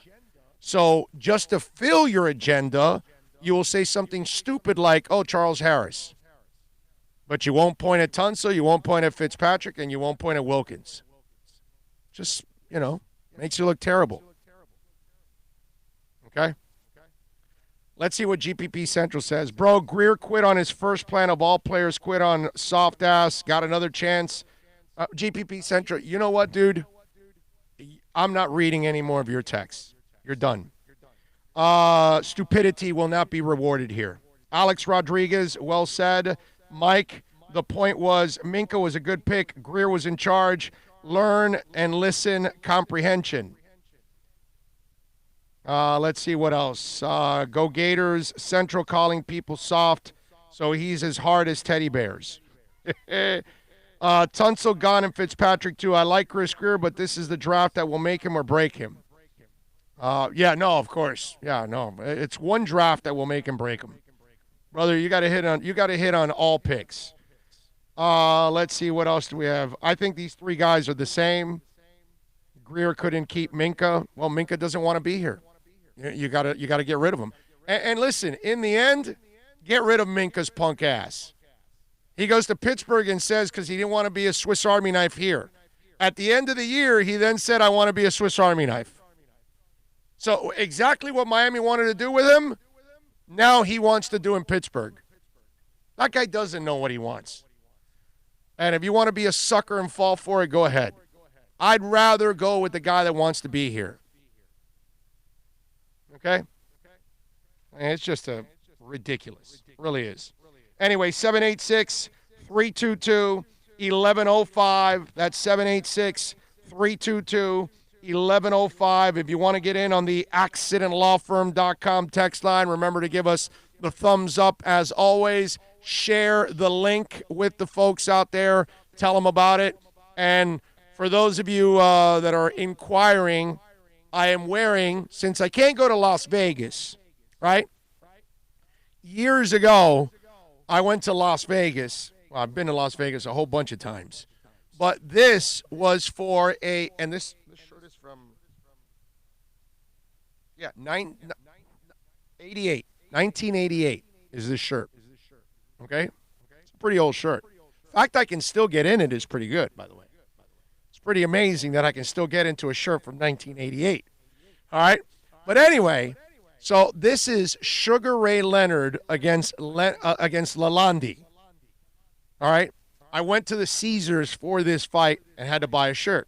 So, there you go. How about that? Brought a classic out of the closet. A little Leonard and Lalonde. If you guys remember, he did knock him out. It was fun. And Sugar was my guy. That was my favorite boxer of all time. That was the only time that I've seen Sugar Ray Leonard fight in person. And it was a really, really cool thing. And I still have the shirt. It's in pretty good shape, right? For an 88. It's not in bad shape for an 88. Excellent shape, actually. Right? What have you worn a handful of times your whole life? I don't know, probably 10 or 12 times. Okay, 2 handfuls. Yeah. And it still has good color and everything. Yeah. Like it didn't fade out too badly. No, that's because you don't put clothes in the dryer. Oh, I don't. Yeah, I don't. Or shirts. I don't put my beloved T-shirts in the dryer. Heat, Never do. Heat Woolite, Woolite and cold water and hang. Boom. Done.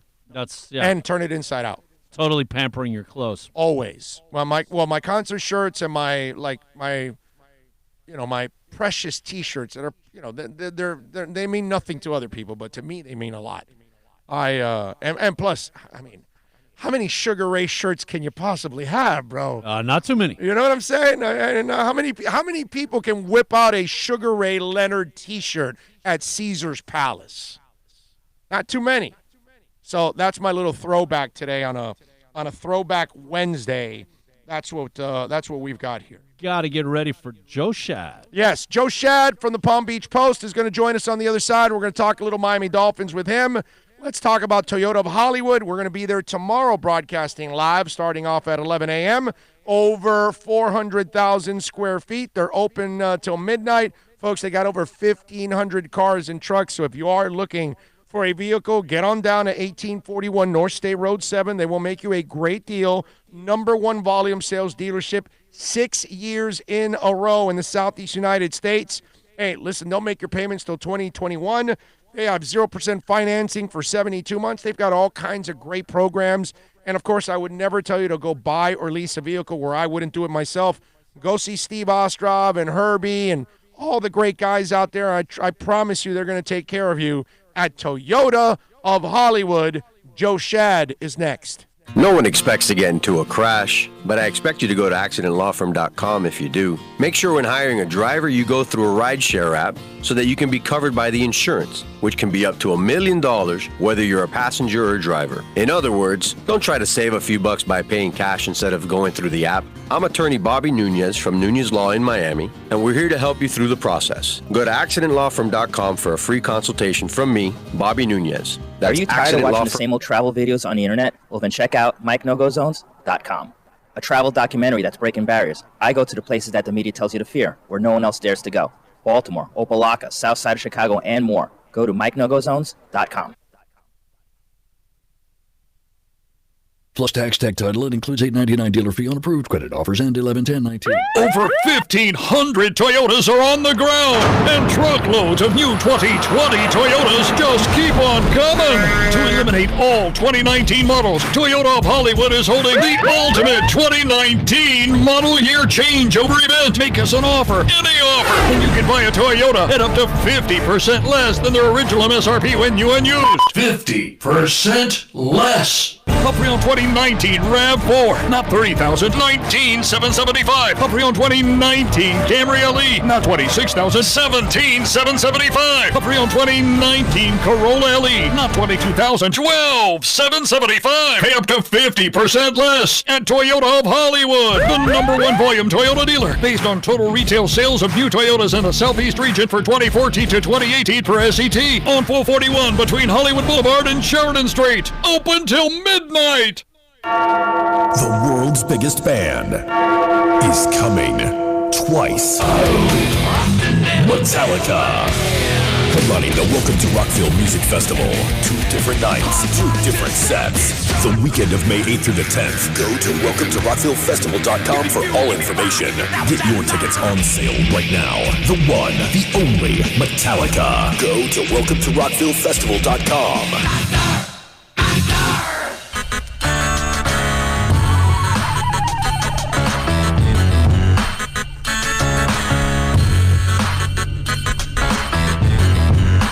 This is the Big O Show. This is the Big O Show.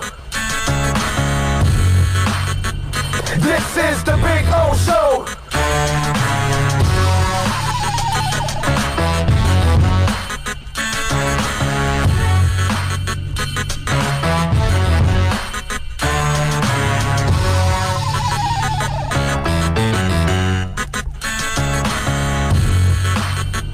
This is the Big O Show. This is the Big O Show.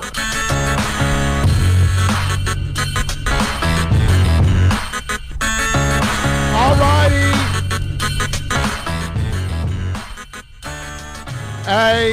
Looks like Chris Greer has added to the offensive line. He got a center, Ted Karras, from the New England Patriots. A 1-year deal worth $4 million. How old do you think Ted is? If I had to venture a guess, he's older than 25, but no older than 28. He's 27. Love it. See, if he turns into a starter and you get a starting center for $4 million, yep. I love 1-year deals. That's incentive, man. That dangles that carrot out there. Right. Guys perform. Yeah. So we're going to have Joe Shad in a couple minutes. He's writing the Ted Karras story. So we'll get his thoughts on all of that, which I'd rather have Ted Karras than Daniel Kilgore. I wasn't really much of a Kilgore guy. You guys know it. I told you he was undersized, not a guy that jag. Just a guy to get by or something, but there wasn't going to be anything special out of that. So that to me, it wasn't a great signing. But then again, that's prior regimes that were in charge of that.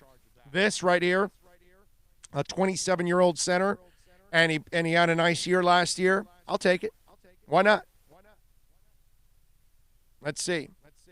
Let the truth be told. Black coaches and general managers have a very short window to turn around, in most cases, a mess. The Dolphin fans should be very excited about our future. Great owner. That's what Richard Miles says. Hey, man, we got to call it like we see it here on this show. All right? Let's see. Bro Marshmelly goes, anyone else is humming this song when they go to bed at night? This is the Big O Show. Yes. There you go. And Douglas Anderson chimed in with 27. Nice job by you. Actually, it swims around in my nightmares. Yep, exactly. Carlos Madrigal says racist. What does that mean? What does that mean, Carlos, when you just throw out racist? Let's see. Gus says Miami's still drafting a center. I think so. I think they still could draft a center. They only have him for 1 year. So you bring it makes all the sense in the world now. It makes even more sense now to draft a center. Because Karras is a guy you're using to get by. Okay? So let's just say Karras knows the Patriot system, will know the way that Flores wants to do things. So now you bring in the rookie, and then the rookie learns from Karras how to do things, and then the rookie takes over next year. Or maybe later in the year. So I'm with you. I think they'll draft a tackle and they'll draft a center. At least. Maybe another tackle later on in the draft that's kind of a project. Because what they'll do is they can use Jesse Davis at right tackle is maybe what they'll do. And they'll draft their left tackle and then draft a project tackle that they can use as a swing guy. And I would imagine Prince is the other guy that they're going to work with, their 7th-round pick from last year, to try to continue to develop him. That's what I think is gonna mean. So there you go. Okay. Let's see. What else do we have here? Mike Favra says, hey, Big O, I just got here. What's your thoughts on the move so far? I love them. You got to go back. You can rewind and you can listen to them. I talk a lot about it early on the show, and you'll get it there, my friend. But we're going to get Joe Shad on in a couple minutes here, and we'll get him on. Let's see if we try him right around 12. Let's call him around 12:45. All right, he said 10 minutes, give him 15 because the man's working. All right? What a nice guy you are. An extra 5. Yeah, an extra 5. Give him an extra 5 minutes. We have an extra 5 minutes, Yes. maybe an extra $5. Yes. Eric EJD says also, what do you think we will do with all these linebackers? Who's out? Well, remember, some of them will be, some of them are going to make the team to be linebackers, and some of them are going to be standout special teamers. If I go, let me go over the roster right now, and I can maybe tell you what I think is going to happen at linebacker. Okay? Let me see right here. I'll look at the Dolphin linebackers at the moment. And Raekwon McMillan makes it. Jerome Baker makes it. Sam Egwavon makes it. Vince Beagle makes it. Andrew Van Ginkel makes it. And then you get Kyle Van Noy and Camus. And, yeah, that right around – that's it. Right around there. That's it. The other guys are defensive ends. Lawson and Agba. Yeah, so I think you'll keep in that neighborhood of 6 or 7, something like that, and linebackers, and some of them will be starters, and the other ones will be special teamers. That 7th one may be a little shaky, maybe 6, something like that. I would say something like that because last year they kept around 6. So I would say 6, possibly 7. No more than that. Actually, you know what? They could go a little deeper than that if they wanted to. But I would say at least 7. Let's go with 7. That would be a decent number right there. If their linebackers with cover skills, do not get rid of them. They are in short supply. Oh, no, they picked up a couple. We got a bunch. Yeah, they picked up a couple. I love this being able to change pieces on the board. Well, that's interchangeable, man. That's what they need. It's awesome. They have to have that because you have to scheme from week to week. Let's see. Michael Young says it's on Bleacher Report about 10 minutes or so. Still should do the draft line. Draft depth is needed for success. Let's see. What else here? Big O, what are your thoughts on Malcolm Jenkins or Leonard Floyd? Not bad players, but they're older players, right? If I'm correct, I think those guys have been around for a little while. I don't think those guys will be the targets right now. Let's see. Todd says, well, were you not tanking last year? Flores was cleaning house. Don't want to be here. Work hard. Bye. We want winners. I'm with you. They didn't keep guys around. Either you played or you're out of here. Dougie Fresh says, I believe Richard was saying was that the NFL executives who are black in the NFL are not offered the same time to get it right. Short window. I hope that's what he was saying. I don't know. Troy George says, I prefer Wirfs at 5, but Miami has to take one of the top 4 OTs at 5 to make this draft a success. QB is not a need at 5. Well, QB is a need, my man. QB is a need, okay? Whether you decide at 5 or not to take a QB, that's a whole different discussion. If you think Tua's worthy at 5 with the injuries, you take him. If you don't think so, like me, because of the injuries, you pass on him. Herbert, if you like him because physically he's got everything you can possibly need in a quarterback, then you take him. But if you think his maturity is going to be a stumbling block that he's not going to overcome, you pass on him. So it really all depends. And Jordan Love, I like Jordan Love a lot, but not at 5. I just think it's a reach at that point because he's too much of a project. I know he's got great upside. But if I know I can draft at 5 a hell of a lineman, then I'm going to do that. You know? So it really all depends on how you look at it. I think a lot of us that want Tua, I'm not saying myself, but I'm saying in general, those that want Tua at 5, I think they also worry about the injury, but they're so jaded about everything that's gone on with Drew Brees that they want to take Tua. That's basically what it is. You know? I love the idea of there being a frenzy for Tua, those teams being just a couple spots behind us like they are that want quarterbacks. Get them to want to trade up, kind of like my Bears stupid move, trading all that for one spot. Please go ahead. Here, you can have Tua. We'll get our offensive lineman. We'll backload one of those picks for 21 or 22, right? Yep. Thank you. Yep. I'm with you. Chaos Kane says, Big O, do you think any way we can convince Houston to trade us their quarterback and we give them back a first-round pick? It doesn't look like they know what they're doing. Well, they don't know what they're doing because, of course, Bill O'Brien's a clown, but that's fantasy. They're not going to let go of. Would you like to have Watson, though? That would be pretty man, nice. Are you kidding me? Man, I love that kid. That kid's a winner, bro. A winner. Flat-out winner. Love that guy. So, all right, let's we're going to get ready. We're going to call Joe Shad now from the Palm Beach Post. And we'll get him on, and we'll talk a little Miami Dolphins with him. Don't forget that our program is proudly brought to you by EJD Construction. Let me tell you, Eric and the boys do an amazing job. That's why you want to call them if you want to do anything in the home, okay? You're looking to remodel. You're looking to expand. You need another room. You got to fix that man cave, the kitchen. You know, maybe that special someone of yours has been working in an outdated kitchen. Call EJD Construction, man.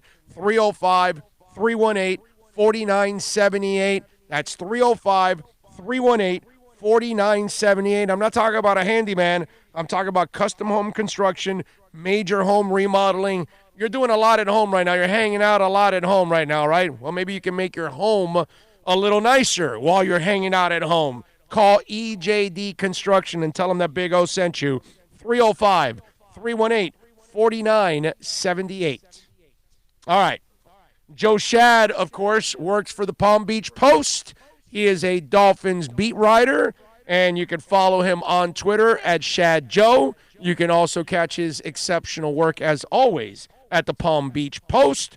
And he's always nice enough to join us now to talk a little bit. And some breaking news as Ted Karras signs a contract with the Miami Dolphins. Mr. Joe Shad, good afternoon, sir.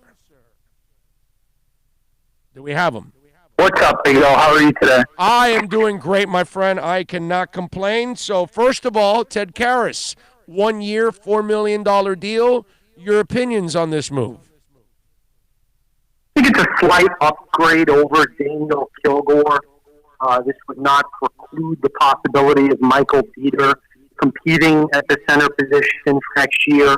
There was a possibility of the Dolphins drafting a player early in the first 3 or 4 rounds who might also compete, if not next year, then eventually.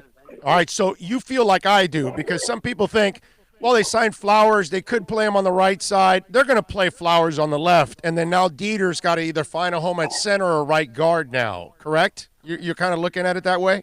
Yeah. Yeah, the Dolphins were disappointed in what Michael Dieter showed them as a third-rounder out of Wisconsin. He was not consistent enough. His footwork was not good enough, and he was not tough enough. So they need improvement from Michael Dieter. Do you like the fact, because I was talking about this, and you look around, with these guys really don't waste time with you. If you can't play, they're going to put you on the bench, and then they're going to start somebody else. And they're going to look for somebody else. And I was just talking about this. You know, Balaj, well, they went and got Howard. And Dieter did not play well. Now they sign Flowers, and they sign Karras. Rosen did not really end up standing out. They'll probably draft a guy. Charles Harris, you don't show up, you don't play. Taco Charlton, you started off well, you kind of cooled off. Your playing time kind of cooled off a little bit. They don't really waste time with you if you don't come through. Yeah, they like to bring through a lot of players. They like to give a lot of guys who are 22 to 26 years of age an opportunity to run first team in practice, maybe to run first team in a preseason game, maybe even to run first team for a week in an NFL game. And then they make a pretty quick assessment whether they like or do not like what they see. So I'm okay with that. These guys think that they can identify pretty quickly whether a guy is worth continuing to develop. I think Nick Needham, for example, a guy who they really liked what they saw in practice, and they said, you know what, this is a guy worthy of an opportunity, and then Needham kind of took advantage of it for the most part. Joe Schad, of course, from the Palm Beach Post, joining us, Dolphins beat writer. So overall, my brother, when you start to look at what they've done the first 2 days, what's your grade, I guess? How do you look at it? Yeah, I really like it. I'm going to give Chris Greer a B. Free agency hasn't even officially opened yet. That'll be today, Wednesday at 4 p.m. And it's hard to believe the Dolphins already have 9 players agreeing to come down to South Florida. I think it's great that you raid your division rivals, taking Kyle Van Noy and Ted Karras from the Patriots and Shaq Lawson, the defensive end from the Bills. That you're really starting to see a weakening of, especially the Patriots. You wonder if guys are going to be less willing to play for Bill Belichick and all that comes with that, without Tom Brady being there as the primary recruiter, sort of as the LeBron James point man in any recruiting process. So I like the fact that the average age of the 9 guys is 26. Yeah, no, I was before Karras was added, it was 25.87, and if you take out Kyle Van Noy, it's 25.57 because Kyle's like the older one, and even with that 4-year deal is really a 2-year deal that you can get out of after 2, which, again, that's the other thing that you got to look at. Outside of the Jones contract, because that one's the one that's a little crazy, really all the other contracts are very manageable. They're not really irresponsible, crazy contracts. No, they're shorter term, which I like. If those players perform well, leave, get big contracts elsewhere, the Dolphins, like the Patriots have done for years, will get the compensatory pick. You've seen, like Robert Quinn, for example.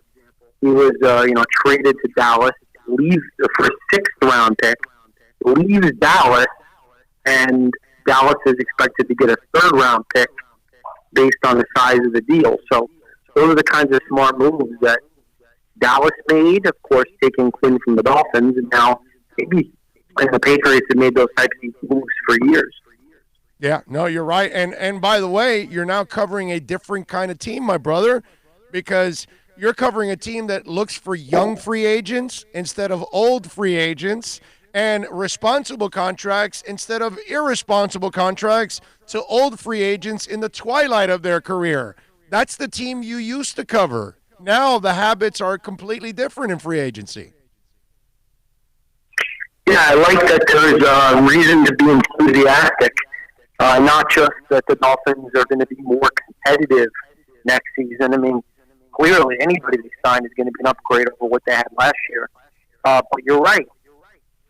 General Manager Chris Greer, when he talks to us, he's very likely going to say, I don't think Eric Flowers has played his best football. I don't think Shaq Lawson has played his best football.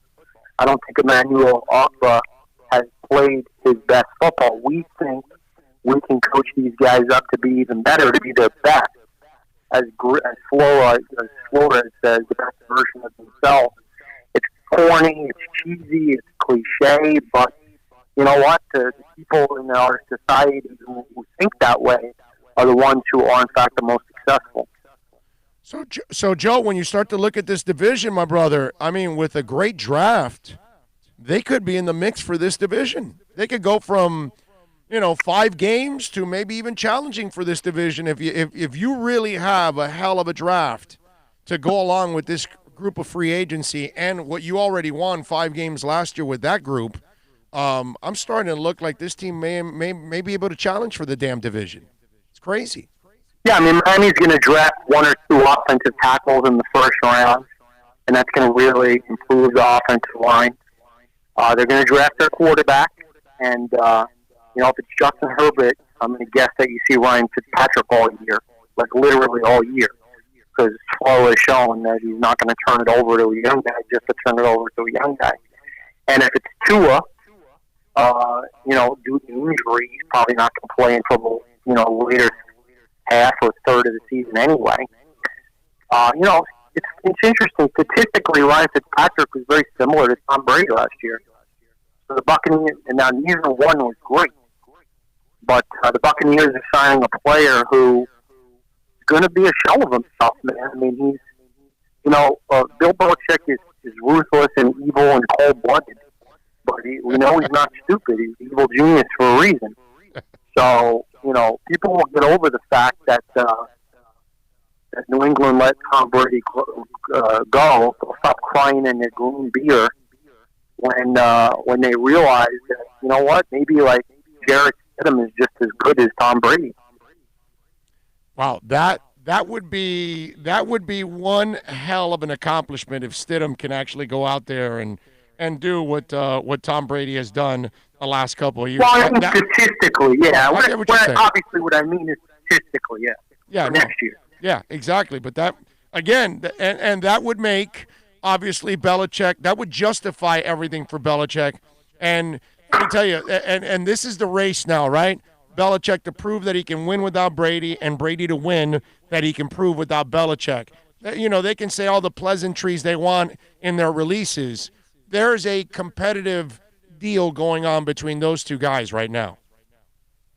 And this is not a LeBron, Chuck James type situation where you can go to Cleveland or Miami or Los Angeles and immediately turn his team into a contender no matter who's around them. Football's a different game, and so Brady and his defenders will always be able to say that it wasn't his fault. The Bucs didn't surround him with what it took to get it done. And I could just see that storyline playing out as he finishes the last 2 or 3 years of his career in Florida. I tweeted yesterday, eventually we all end up in Florida. I'm with you there. Joe Schad, of course, from the Palm Beach Post. You can follow him on Twitter as Shad Joe. All right, Joe, before I let you go, because I know you got a lot of work to do, Tua, if he's there at 5, what's your gut tell you? What do the Dolphins end up doing? Do they take a position player, or do they take Tua at 5 or Herbert? If Herbert's there, I think there's a chance they take Herbert. If Chase Young or Okudah somehow slips, I think there's a chance they take Chase Young or Okudah and then trade up for Jordan Love. I would take Tua, but you asked me about my gut. My gut tells me that Greer might not have it in him to do it. I wish he did. I hope I'm wrong. Okay. All right. So you think Greer will take him, is what you're saying? I wish that the Dolphins would do everything necessary to select Tua, but I fear that might not happen, and in the end, maybe they'll be right. Okay. All right. I got you. All right. So what are you working on the Palm Beach Post? So Dolphin fans that are listening can check you out, my friend. I appreciate it. The website's rocking and rolling. We're all locked up with coronavirus. Thank God for NFL free agency. Going to take a look, an in-depth look into Byron Jones and exactly what the Dolphins are getting with him. And I'll try to figure out what, if anything, is going to happen with Albert Wilson. Will the Dolphins let him go? And then I kind of want to take a deep dive into the 26-year-old deal. That's, wow, goodness. That is so much younger than I am. It makes me feel old, how young these players are. But like you said, it's a lot smarter of the Dolphins to sign players in this age range. Oh, yeah, I'm with you. And you think you're old? I'm doubling up all those guys. I'm 53, bro. So trust me. You're not feeling as me, okay? So I'm doubling up those dudes. You better be careful with that coronavirus, Big O. You be careful now. Watch your hands. Thanks, Joe. Appreciate you killing me. I appreciate that. Thank you. All right, baby, you be good. Thank you for taking some time, man. I know Dolphin fans really appreciate it.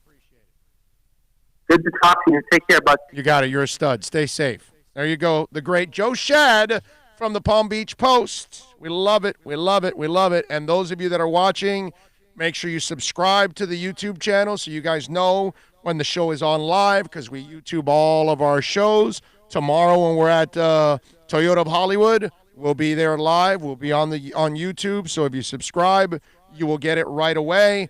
Also, on Friday, we'll be out at Craig's Inn Acura and also Hialeah Park. So you'll get to know, on Fridays we do two shows, 9 to 11 in the morning and then 1 to 4 in the afternoon. So we rock 5 hours on Friday, which is truly amazing. Anyway, so you got all of that going on. If you want to get in on the accidentlawfirm.com text line, send it in at 786-322-1105. That's 786-322-1105 if you want to get in on the accidentlawfirm.com text line. We were there yesterday at VSS West Pines, and they are awesome, man. 12397 Pembroke Road. And look, right now with the coronavirus, it's stressful. We're all stressed out. We've got anxiety.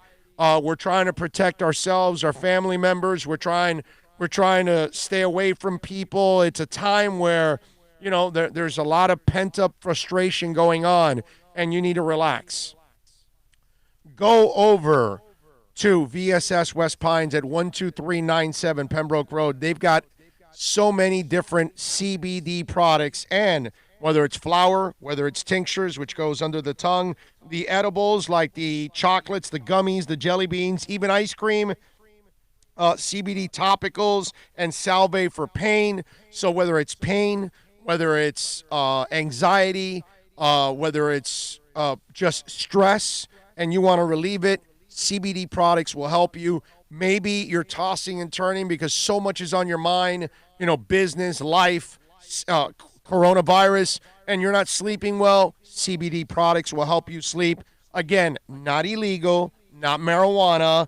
This is the medicinal side of the plant, and it's completely legal. Go to 12397 Pembroke Road. Go see Jose and all the great people at VSS West Pines.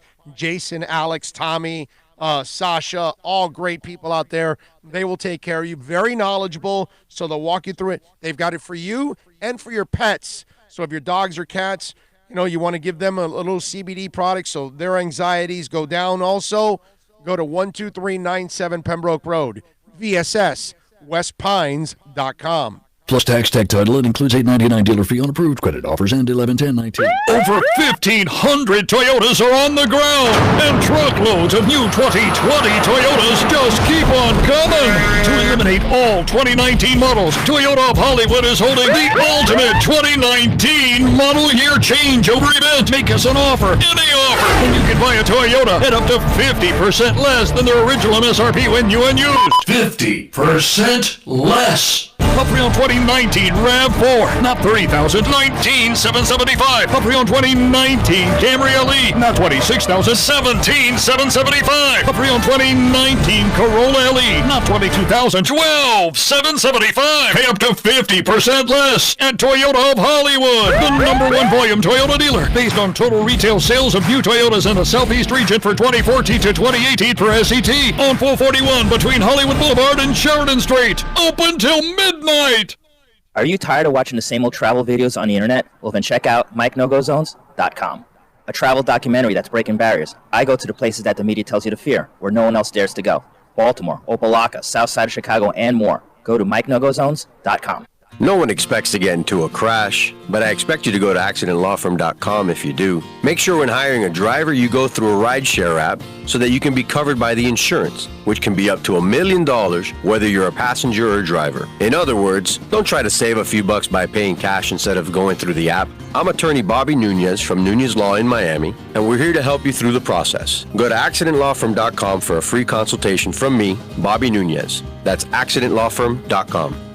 America's safest and best-selling compact luxury SUV is at Acura of Pembroke Pines, and this is how we do it. RDX, $339 a month at Acura of Pembroke Pines, the #1 volume Acura dealer. The world's biggest band is coming twice. Metallica. Running the Welcome to Rockville Music Festival. 2 different nights, 2 different sets. The weekend of May 8th through the 10th. Go to welcometorockvillefestival.com for all information. Get your tickets on sale right now. The one, the only Metallica. Go to welcometorockvillefestival.com.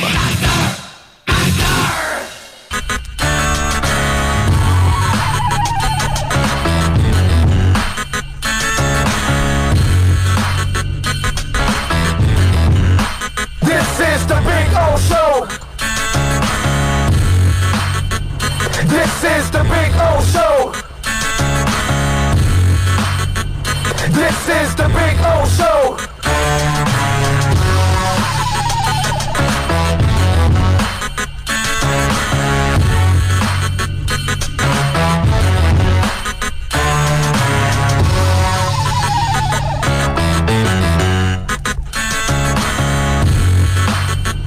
This is the Big O Show. This is the Big O Show.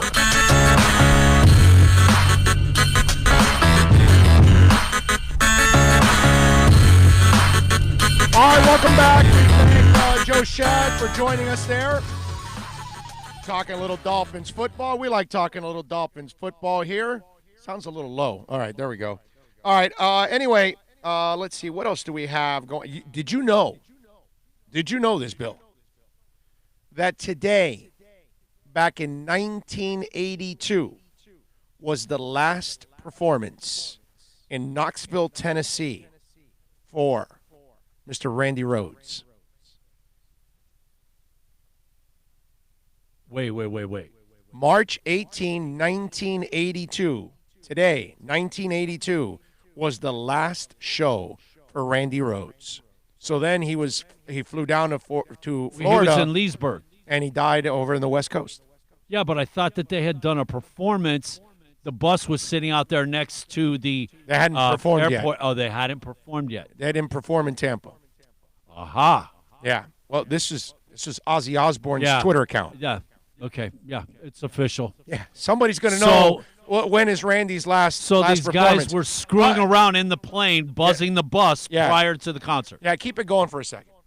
That's kind of crazy. Yes. I mean, I would just like to say, Pat Travers and I forget who the other person was that stood in for him at the Orange Bowl. Obviously, Ozzy having to cancel. The fact that they even held the concert. Well, let's talk about the person that was actually there. Kind of crazy. So in that concert, Randy Rhoads dies on the west coast of Florida. I had Pat Travers on 3 years ago on my show, and the organizers of the concert, the promoters, called Pat Travers and said, hey, would you mind playing the Randy Rhoads role? And Pat Travers lost his S and went at the promoters and says, hey, have you talked at all to Ozzy? And they go, no. He's distraught. He's downtrodden. He's down. He's out. That guy's not going to do that. And that's disrespectful that you would tell that to me, and you haven't even talked to Ozzy, which, by the way, I'm telling you, he's not going to do, because Travers had already talked to Ozzy at that point. He knew he was devastated. Remember, Travers at that time was a monster in 82. So Ozzy Osbourne cancels the rest of the tour for himself and Randy. Foreigner continues their tour because the Foreigner 4 album was going on. I went to that concert with, I don't know, it was like maybe 11 friends of mine. We were in my Rally Sport Camaro. It might have been like 13 of us, I think. We looked like a clown car. But we were all kids, 9th, 10th grade, right? And so you're small, you're skinny. So think about it. And we were all stacked on girls and guys. You know, the girls were on the top, obviously. But it was a crazy thing. So they replaced Ozzy Osbourne with Pat Travers and UFO. Okay? I have the shirt. I mean, if I have a shirt from 88, I can come up with a shirt from 82. Now, this one's not as well taken care of because my mom used to wash these shirts, and Cuban moms, it's hot water and the dryer. That's what happens to hot water and the dryer. Okay? Cold water and woolite, they look like this. But hot, there it is. Foreigner, UFO, Ozzy. Look at that. Oh, wait a minute. I'm sorry. There you go. There's Foreigner. See, it was the Foreigner 4 album. Ozzy. That was the Diary of the Madman tour. And then UFO, which we just saw UFO. That's this shirt. How about that? Pat Travers, luckily enough for them, local guy. Yes. Oh, and one more thing. Do you know who opened up that concert? Some guy that nobody knew. His name is Bryan Adams. This was before Cuts Like a Knife. He hadn't had any hits yet. He was an absolute nobody. Everybody was talking during the Pat Travers performance. I remember. And Pat Travers then had a song that to this day I still have not heard ever again. Is really slow. And in the middle of the song it says, I said, take me back. No, she said, take me back. And I said, F you. And then everybody all of a sudden paid attention to Pat Travers. Just because he said F you. And everybody went, ah. And still nobody knew who who Bryan Adams was at that moment. Until you saw Cuts Like a Knife like a year later on MTV, and you're like, oh, that's the dude that opened up back in the day. Yeah, that's him. One of those deals. So there you go. I brought you out a shirt from 82 and another one from 88 today. Talking about Once Upon a Time. Huh? You're not going to believe who I heard being played on our rock station here. Who's that? Autograph. Oh, really? That opened up for Van Halen I remember for the Autograph. 84 tour. Turn it up, the radio. Exactly. Yes. I'm sitting there, and when I heard it, I'm like, wow. Yeah, Autograph, man. George Vidal says, careful, you may get a chancleta to the coconut for not being thankful that your laundry was done. Hey, listen, bro. They ruined my shirt, okay? I still have it, but still, man. King Short says, I saw Blizzard tour in Fayetteville, North Carolina. Awesome shirt, Thank you. Appreciate it. Armed Ape says, I went to that concert. Yeah, so you remember the food fight? We had a food fight also on the. Well, I was on the field, and on the field we had I don't know if the food fight was during Bryan Adams or UFO. That I don't remember which one of the artists it was. It certainly was not during Pat Travers, and it was not during Foreigner 4. Foreigner, that is. Which, by the way, was such a great concert that Foreigner performed. Oh, man. So blessed that I was able to see them at that time. What else do we have here? If the Dolphins pick Herbert, they will be drafting another Tannehill. I really hope they take Tua if he's there. I don't see... I think the comparisons are overboard with Herbert and Tannehill. I think Herbert's much more of a quarterback than Tannehill. I think Herbert's problems are more, even the accuracy stuff, I don't think it's that big of a deal with him. I think you can fix those things with him. My problem with him is more of the maturity side of it. And Ryan is not a problem with maturity. Ryan is just not an outgoing guy. He's kind of an introvert. You know what I mean? I know he's become a little bit more outgoing because it's required of him, so he's made more of an effort, and bless him for that. But he's still not where he needs to be. Plus, he doesn't prove it on the field in the end. And so Herbert, his maturity is going to be the issue of him having to deal with the ups and downs of pro football, which you're going to have plenty of those. It's going to happen for sure. So there you go. A Raging Dolphin Maniac says, oh, that shirt has patina. What does that mean? I don't know what that means. Like it skates? I don't know what that means. Like patina? Was that what you mean? Stay safe, Big O. Thank you for giving me an escape for all that's going on in the world. God bless. Thank you, Mark. I appreciate that. That's what we try to do here every day, man. We got all the craziness all day long, right? And so Bill and I are trying to at least give you this every single day. We're trying to get guests every day. It's going to be, thank the Lord for free agent football right now, because this gives us a little bit of an escape, as twisted as it is that we're talking about contracts and millions of dollars while there's billions and trillions being lost all over the world. It's kind of screwed up that we're doing it, talking about football, but, we got to do it. And it's a little bit of an escape for us. And those of us that are Dolphin fans, my Lord, this is awesome. Malcolm Jenkins will reportedly return to the Saints after being let go by the Eagles, per rap sheet. There you go. What else do we have here? Nothing else. All right. And in the Corona front, by the way, President Trump announced a suspension of foreclosures and evictions through April because of the virus outbreak. A growing number of Americans facing losing jobs and missing rent and mortgage payments. That's the right thing to do by the president. I saw Bernie Sanders actually said that yesterday. Bernie, by the way, buddy, drop out. Okay? Not that I give a rat's ass about any of the candidates, but dude, you got no shot. Biden is smoking your ass. Just drop out already, bro. Don't waste your time. You're not going to win. That is over. All right, 786-322-1105. That's 786-322-1105. If you want to get in on the accidentlawfirm.com text line, you can also reach out to us on Twitter. That's at Big O Show. The caregivers for all of us are the real heroes, the people that are risking their lives and saving a lot of people, and some of them are getting sick and getting the coronavirus while they're treating others. U2's frontman, Bono, created a song and put it out on social media. Now, I think we can play a little bit of this because it's not a real song. It's just something that Bono created for the caregivers.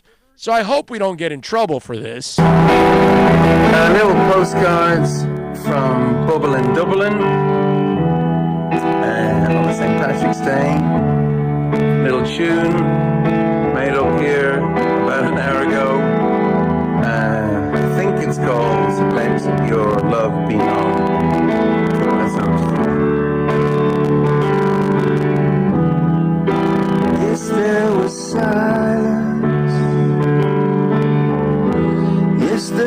there's no people here. Yes, I walk through the streets of Dublin and no one was near.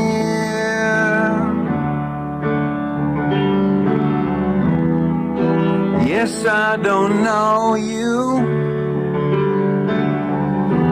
No, I didn't think I didn't care. You live so very far away from just across the square. And I can't reach, but I can reach. You can't touch, but you can sing across rooftops, sing down the phone, sing and promise me you won't stop, sing your love. There you go. That's Bono, and dedicating to caregivers all around the world and in Italy, obviously, which it's killing a lot of people, man. That was nice. Yesterday, John Legend held a little bit of a concert. If you have social media and you go on Instagram and Twitter, and you'll see it, Coldplay. What's his name now? I'm forgetting the lead singer's name for Coldplay. What's the lead singer's name for Coldplay? Come on, man, help me out. There's 115 people right now watching. What's his name for Coldplay? Chris? Isn't it Chris? I want to say it is Chris. That is correct. Okay, so Chris what? What is it, man? Well, anyway. Chris, that guy. Yeah, Chris, that guy. Somebody will chime in on the chat really soon here, and we'll come in with it. But he also held a little concert, too, himself. So it's pretty cool how we're all kind of coming together a little bit on this, because we're all in the same boat. It doesn't matter really who you are. You're stuck at home. No matter how rich you are, you got to be at home most of the time. Chris Martin. Thank you, Mike Dominguez. Mike Dominguez was the first one. I'm not stuck at home. I got to drive across town to come here. Yeah. So I appreciate all of you other folks that are chiming in with Chris Martin. Thank you very much. Jesse, Minneapolis, says, finally joined in. I've been listening to pods. Nice to be live. And what's up, Bill? There you go, Jesse. So Jesse saying, what's up, Bill? Charles Reed. Hello, all the way across the country. Yeah, Minneapolis. Charles Reed says, what's up, Big O, from Des Moines, Iowa. Our Finns just signed Ted Karras, center from New England. 1 year, $4 million. Stay safe, bro. Yes, we talked about it. Our Finns are kicking ass, bro. Okay? Finns are kicking ass, taking names. They're signing responsible contracts. They're signing young players, like we told you, constantly for months and months and months. And if they were going to spend money, it was going to be with young players, all that stuff. Man, Chris Martin, one of the coolest things. If you guys haven't seen it, Mr. Falsetto, go on YouTube. Him inducting Peter Gabriel into the Rock and Roll Hall of Fame. Yes. The way he talks about reading from the book of Genesis and all. That was so cool. Yes, yes. Go check it out. He did a great it's job. Worth a listen. He did a great job. I remember that. I can still remember that. And that's a cool thing, by the way. If you're a big music fan, go to YouTube, and if you want to watch the Rock and Roll Hall of Fame, like the other day, I just put in the Prince performance of My Guitar Gently Weeps just for the hell of it, bro. Oh man, there were so many people. I know. You know what? But it's so awesome. Gainesville. What's his name? Was there? Oh yeah, Petty sings Thank it. you. Thank you. Petty Tom Petty was on. Oh, Steve Winwood was the keyboardist. Steve, yes. There's like 4 or 5 of them are like, wow, this is amazing. Well, and because we do our preparations here like nobody else does, all right, Amazon Prime, I don't know how many of you have the Amazon Prime service. So just to give you a little thing, if you want a couple of rockumentaries that you can go to. Tom Petty and the Heartbreakers, Running Down a Dream, which is back in 2007, where he goes deep into the Heartbreakers' history. A 4-hour documentary moving from the formative Mudcrutch era up to the band's 30th anniversary in 2006. The Last Waltz is about the band reunited for one of Hollywood's most, what's it called? By Martin Scorsese was the director. And it documents the farewell concert of the band back in 1976. And in the red carpet occasion for the band, Bob Dylan, Ringo Starr, Neil Young, Eric Clapton, Neil Diamond, Joni Mitchell, and Van Morrison, among others, showed up for that performance for the band. The Kids Are All Right. Jeff Stein broke into filmmaking by doing the definitive Who film, rounding up interviews, clips, concert footage, and promo clips into a riveting documentary of the band's brilliance and insanity from 64 to 78. These are all on there at Amazon Prime. Long Strange Trip, which is Martin Scorsese, by the way, talking about the Grateful Dead's music and personal evolutions. The Rainbow, which came out in 2019. Motorhead leader Lemmy, Ozzy, Slash, Gene Simmons are among the talking heads in Zach Nunston's documentary about the Sunset Strip venue, the Rainbow Bar and Grill. I mean, stuff like that, man. So you can get a lot of this on Amazon Prime. Leonard Skinner, I'll Never Forget You, the last 72 hours before the plane crash. Sound City, I watched this one. Sound City. Foo Fighters mastermind Dave Grohl makes his directorial debut in the documentary about the L.A. studio, which, by the way, when that studio went down, I know for a fact, because I saw it, Dave Grohl took the board. He has that board now in his studio. That's how much he cherished it, because the amount of bands that you will the bands that recorded albums in Sound City, it's just legendary, bro. Legendary stuff. Really cool. So there you go. While you got a lot of time off, I'll give you a couple little music notes there, and you guys can check out some of the stuff on Amazon Prime. I'll tell you what, a lot of times, man, I love to just go on YouTube and search for something and go live. Let's do it live. Yeah. Especially if it's a band I've never heard or like just getting into, to see, are you real? Are you production? Right. Are you studio? Or can you do what you do live? Right. Then you're real. Yeah. So it's kind of like a test. Well, so we all know, by the way, that Tom Brady has left the New England Patriots, correct? He is now a Tampa Bay Buccaneer, barring contract and physical. I was going to say, is that official? I mean, he's got to pass the physical because nobody's passed the physical yet because they can't take physicals. But anyway, so, and there's celebration here in Dolphin Land that Brady's gone, ding dong, the witch is dead. So we all think that now the Patriots are very vulnerable. And by the way, we should think they're vulnerable. Okay, until Belichick proves to us that he can go out there and do a lot of the things that he did without Brady, we can't believe him. And I know that they won that 1 year, 11 games with Matt Castle. I get all that. That's not enough proof for me. That was a hell of a team back in those days. The team that's there now cannot win 11 games with any quarterback that they have on the roster right now. Okay, there's no way in hell. Okay, this team with Tom Brady struggled to get to 11 wins. Without Tom Brady, there's no way in hell they're doing that. So we know that we have celebrations going on here. There's a lot of Dolphins that are really happy that Brady's gone and that the Patriots maybe are feeling some weakness. And we got to love that our guys, Greer and Flores, have taken away some of their players to kind of weaken them in the process, correct?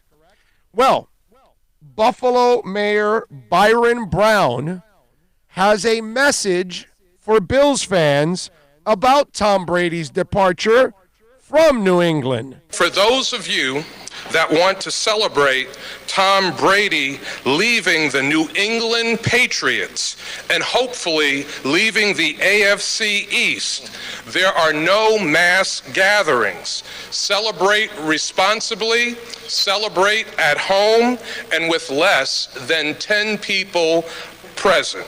There you go. So even in your celebrations of Tom Brady, we want you to keep it for 10 or less. Now remember, those of you out here in Miami and in South Florida, and I'm sorry if you live in the Buffalo area and you're going to take insult to this, but I got to, we keep it brutally honest here. You don't have to tell us, right? We're pretty normal, but Bills fans are not normal. These are the people that stand on top of vans and trucks, and they throw themselves on top of tables. They set themselves on fire. I mean, the Bills Mafia is that swimming in ketchup and mustard, the way they spray that guy. It's like, dude, you're about to walk into a football game. Hello? It's disgusting. Okay? It's despicable. It's just downright asinine.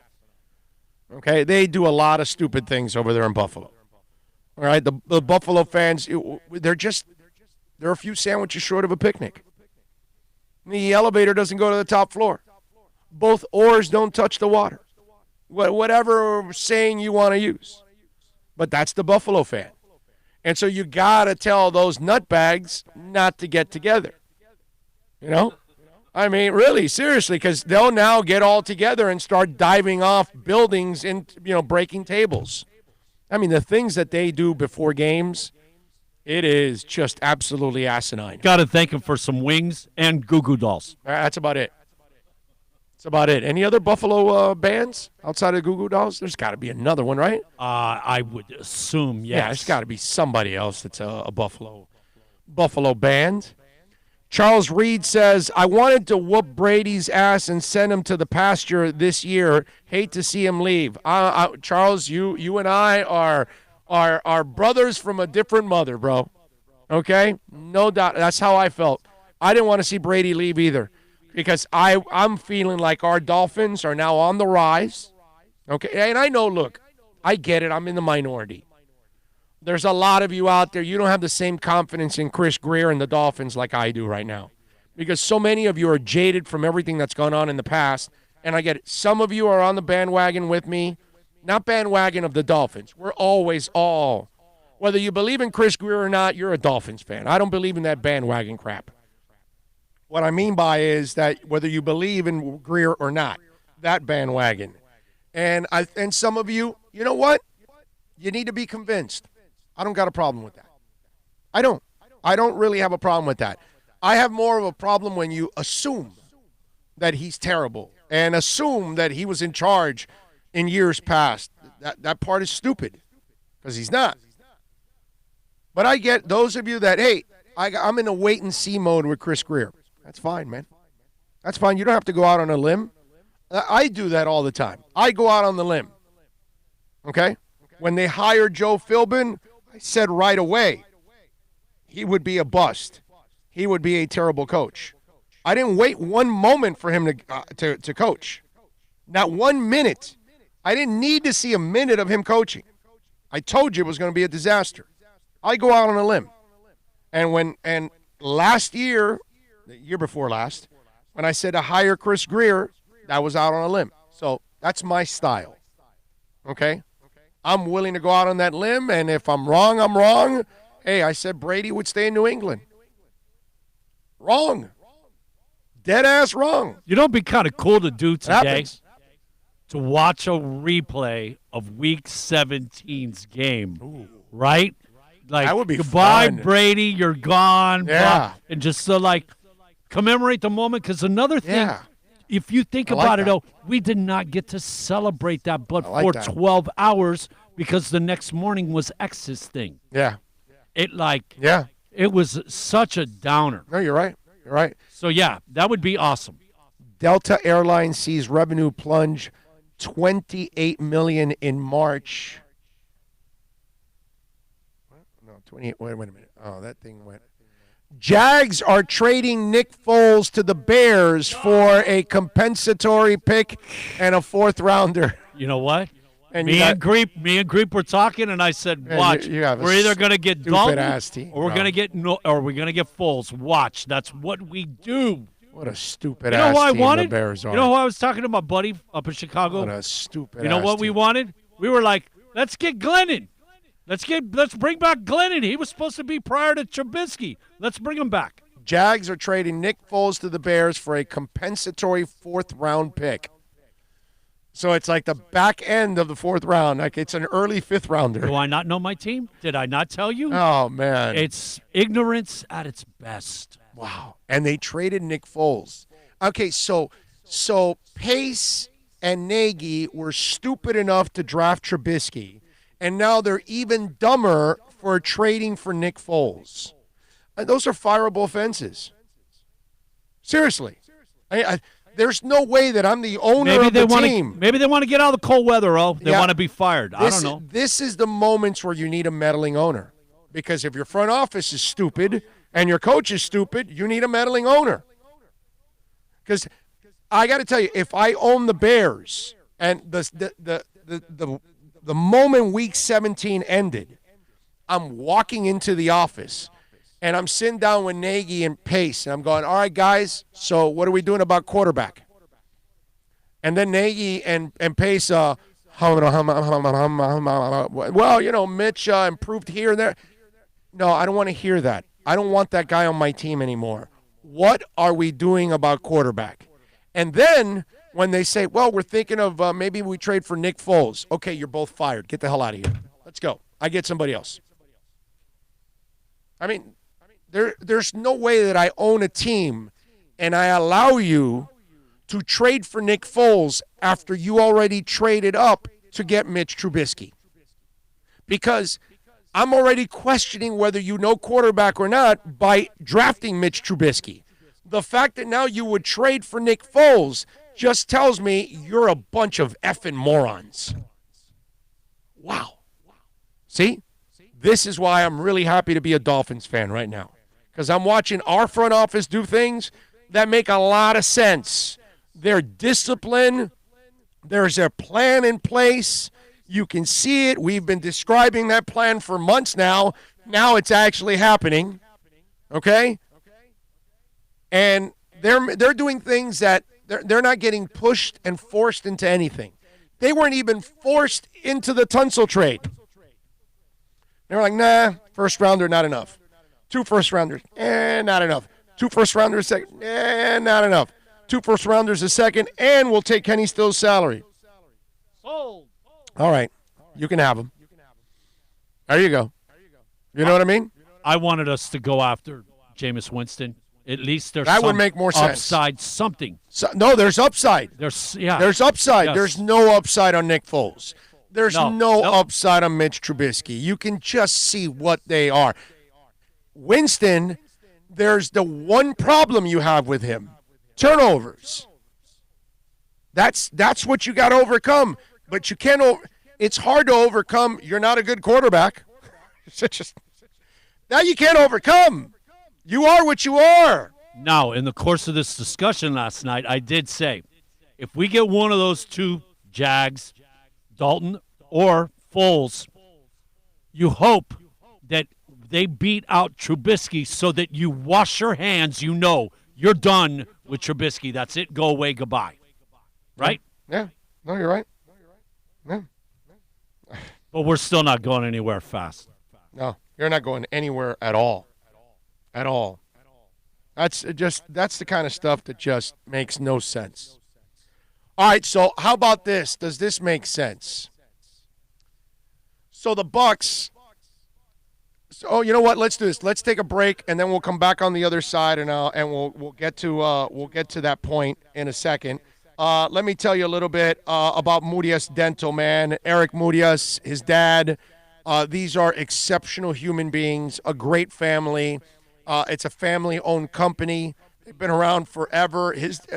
By the way, Senior Murias invents tools that other dentists use in the business, in the world. Okay? That's the kind of people that we're talking about. And we're talking about a company that a couple times a week they open later on at night till 8 o'clock for customers that have to work till 5 and they can't take a time off to go. They're also very thoughtful. If you go get an implant or if you go get a crown, they make the tooth right there and then. They make their digital, measurements, and then they have a machine that makes it right there and then. You're not going to leave with a replacement tooth and then come back in a couple weeks because they had to send it out to make it. No, they make it right there and then. State-of-the-art equipment. The service is second to none. It's a great family. Call Eric Murias. Tell him that Big O sent you. 305-821-0231. You want to straighten out those teeth? I've got the Invisaligns. You can too.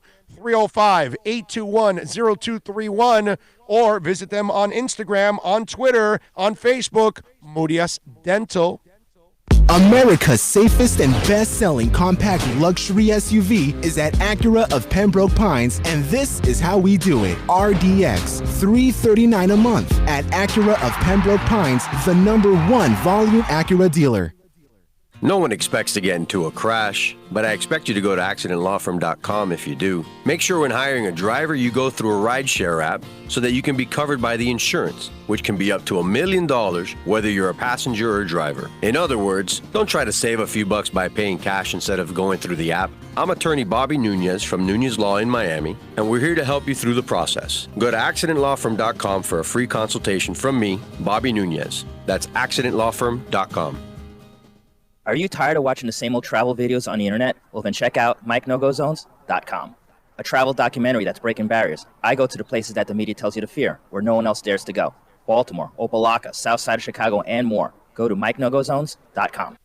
Plus tax, tag title. It includes $8.99 dealer fee on approved credit. Offers end 11/10/19. Over 1,500 Toyotas are on the ground, and truckloads of new 2020 Toyotas just keep on coming. To eliminate all 2019 models, Toyota of Hollywood is holding the ultimate 2019 model year changeover event. Make us an offer, any offer, and you can buy a Toyota at up to 50% less than their original MSRP when new and used. 50% less. A pre-owned 2019 RAV4, not $30,000, $19,775. A pre-owned 2019 Camry LE, not $26,000, $17,775. A pre-owned 2019 Corolla LE, not $22,000, $12,775. Pay up to 50% less at Toyota of Hollywood, the #1 volume Toyota dealer, based on total retail sales of new Toyotas in the Southeast region for 2014 to 2018 per SCT, on 441 between Hollywood Boulevard and Sheridan Street. Open till midnight. The world's biggest band is coming twice. Metallica. Headlining the Welcome to Rockville Music Festival. 2 different nights, 2 different sets. The weekend of May 8th through the 10th. Go to welcometorockvillefestival.com for all information. Get your tickets on sale right now. The one, the only Metallica. Go to welcometorockvillefestival.com.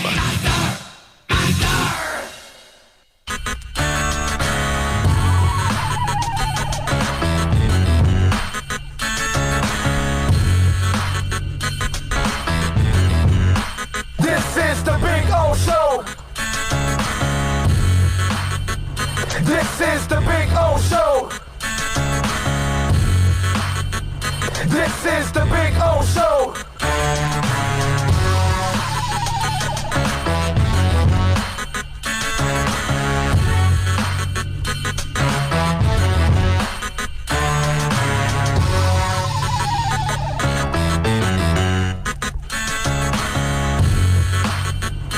This is the Big O Show. This is the Big O Show.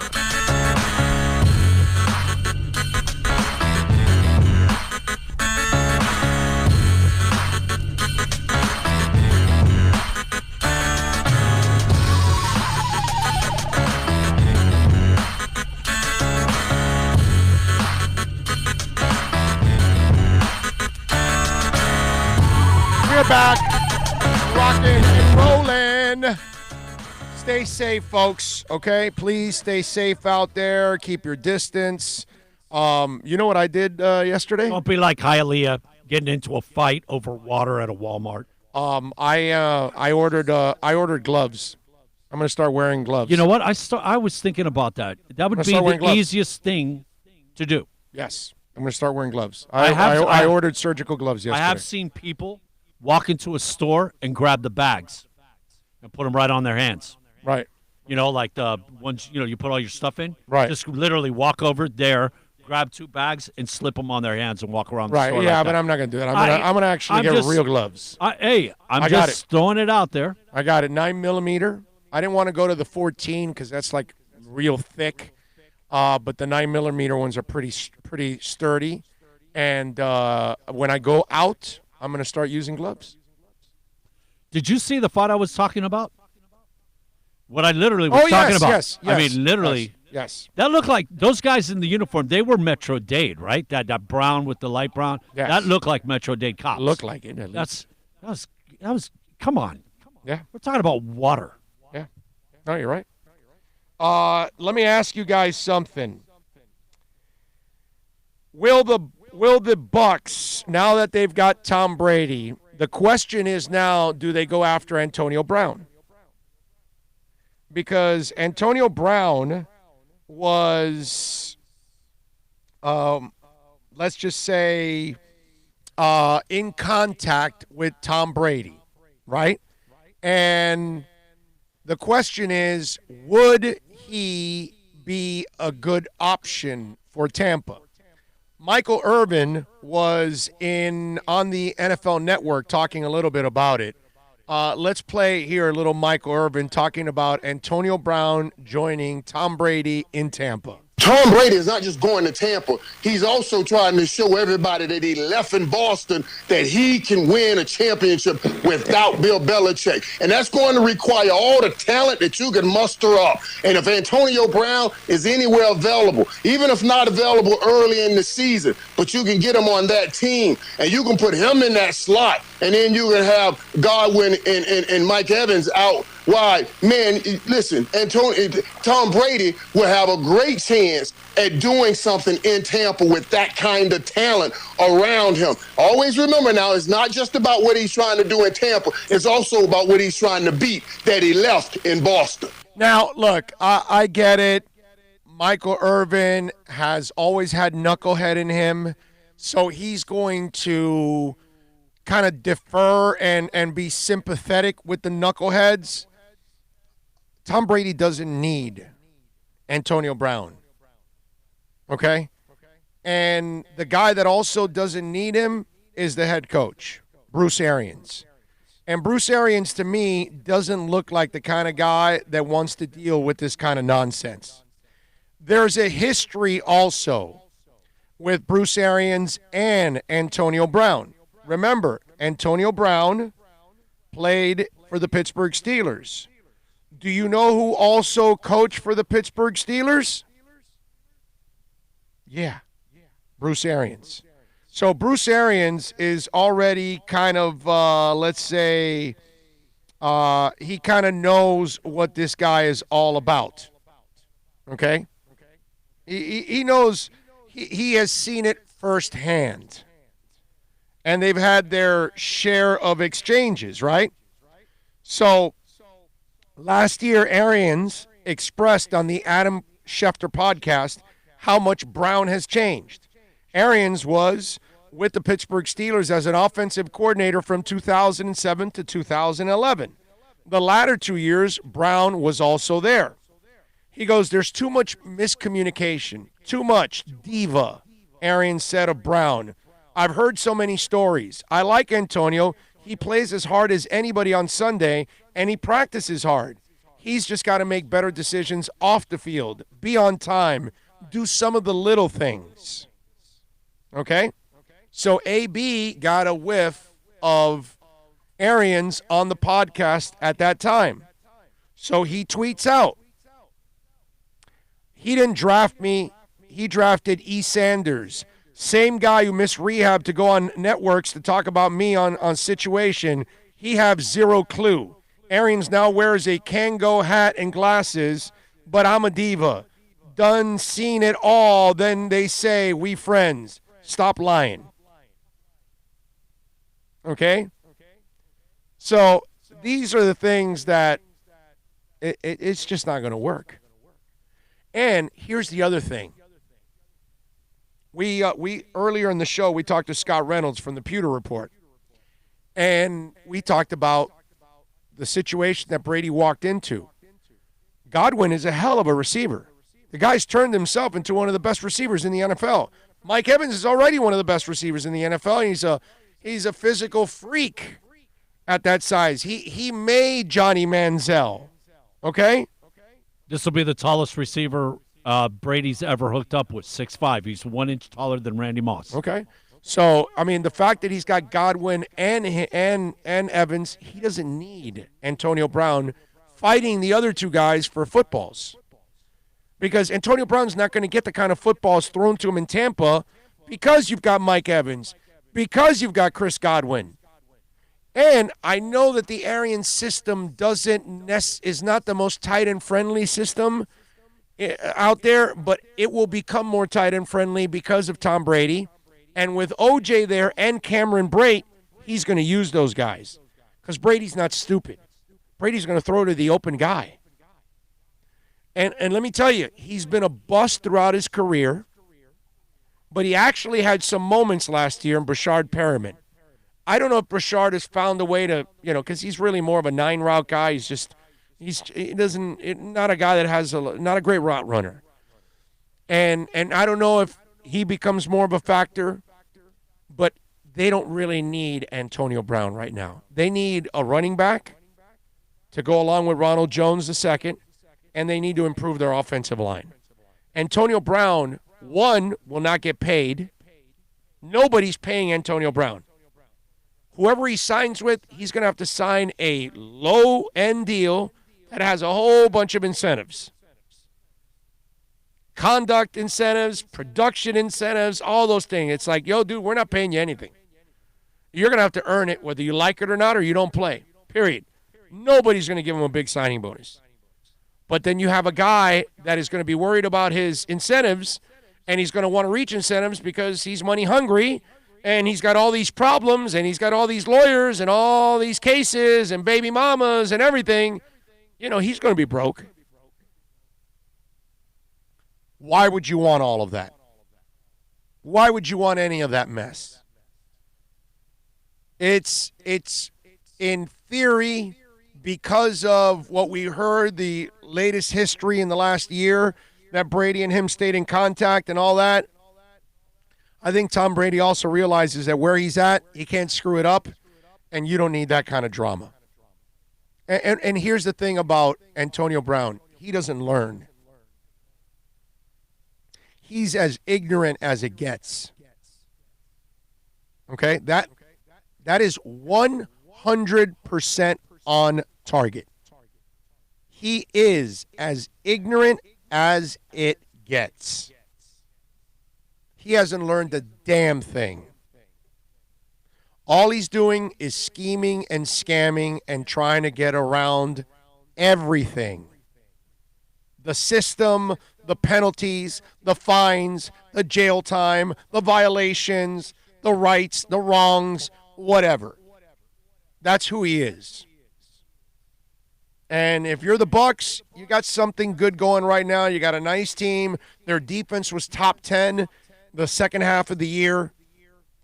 They just had a quarterback that kept giving the ball away. Now they got a guy that's going to take care of the football. They need to take care of him.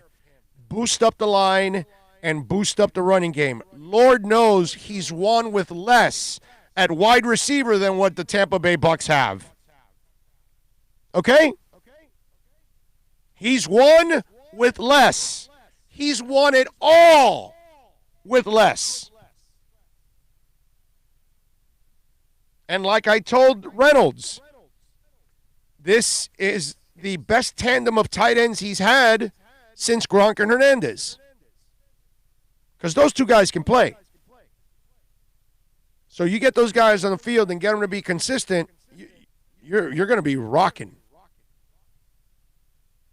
Antonio Brown should not be an option for the Tampa Bay Bucs, for Tom Brady, and definitely for Bruce Arians, who has his own health issues.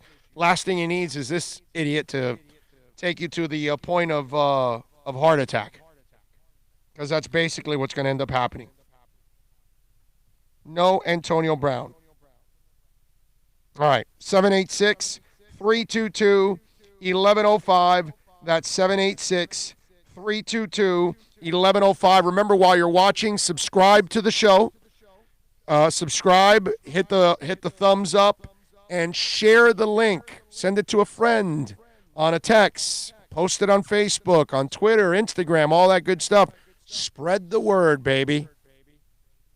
Myron says, AP is a PR nightmare. I'm with you. Chase One says, they didn't even give Tebow another shot. Gregory Jeanette, I like Evans. Oh, hell, who wouldn't, man? Like you pointed out, all four of those guys. Yeah, man. They got great weapons. Oh, man. Great weapons. Great weapons. Let's see, what else? Crazy doesn't have a color. Somebody put. Yeah, crazy's crazy, bro. That's it's like our virus that we're dealing with. It doesn't pick sides. It doesn't pick sexes. It doesn't pick religions. It doesn't pick anything. That thing is as unbiased as it gets. And so is crazy. Anybody can be crazy. And that guy is bat crap crazy. And he doesn't learn a damn thing. All right? Did you see? All right, you heard about, well, we all saw it, right? The Houston Texans traded away one of the best wide receivers in Andre Hopkins. Right? It's crazy. They traded him, and they got a second-round pick in return, basically. And it took a running back that they were trying to unload. Yeah, and it took a terrible contract. It was like Kenny Stills, like, hey, come and join the crowd. And let me tell you, Baltimore made a move by trading a tight end, and they ended up getting the same in return for a tight end that really hasn't even crossed the threshold yet. He's still on potential that they're acquiring him on, and they think they're going to do well with him, and we'll see. He's got a ton of talent, but he's been injured and hasn't really taken off the way he should. Now, he is super talented. Michael Irvin was on the NFL Network, and he talked to DeAndre Hopkins, and he wanted to find out. He wanted to inquire what the hell went on, because nobody trades those kind of players. I mean, Andre Hopkins, and plus it didn't look like Andre was a problem at all. Okay? So Michael went and tracked down DeAndre Hopkins. You got to listen to this story. I got on the phone with him right after I heard about this trade, and I tried to pull it out of him like, what happened? What happened here, man? There's no way they give away one of the best receivers in the NFL for a ham sandwich like they did. And he kept the high road on it. He said, Michael, I'm just happy about where I'm going, and that's it. He left it there. But, of course, I couldn't rest my mind on it. I called him again 24 hours later, like late yesterday, and then he was willing to talk more. And I said, tell me what happened in Houston. And he went into it.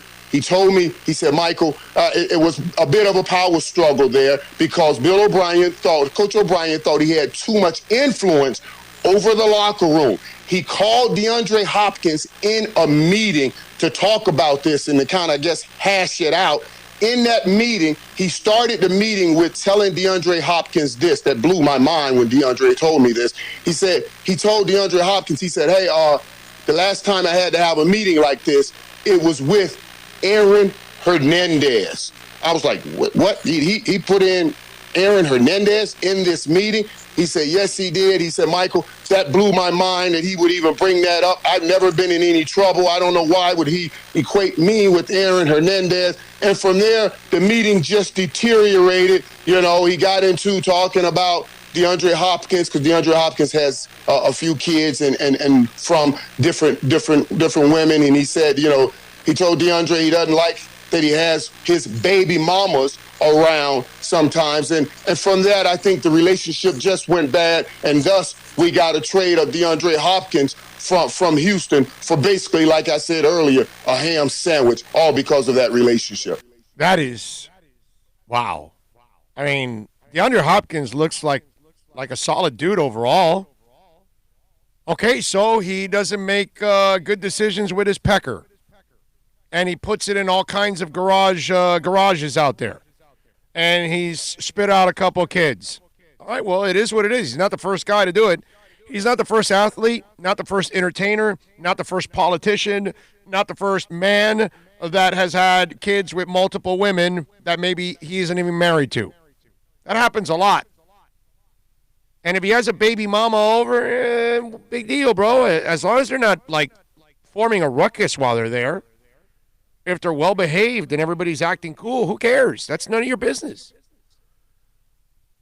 Bill O'Brien is, wow. I got to tell you, if I am a Texans fan, I feel like I have no hope. Kind of like being a Bears fan. Like, no hope.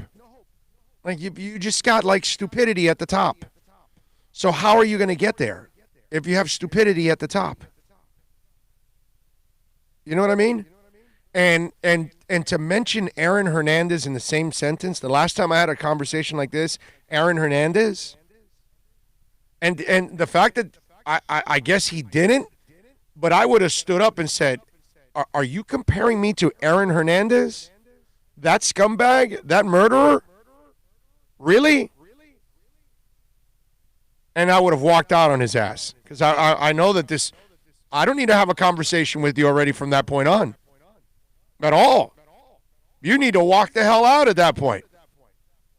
When you're going to be treated like a murderer. You're going to be treated like a gang scumbag.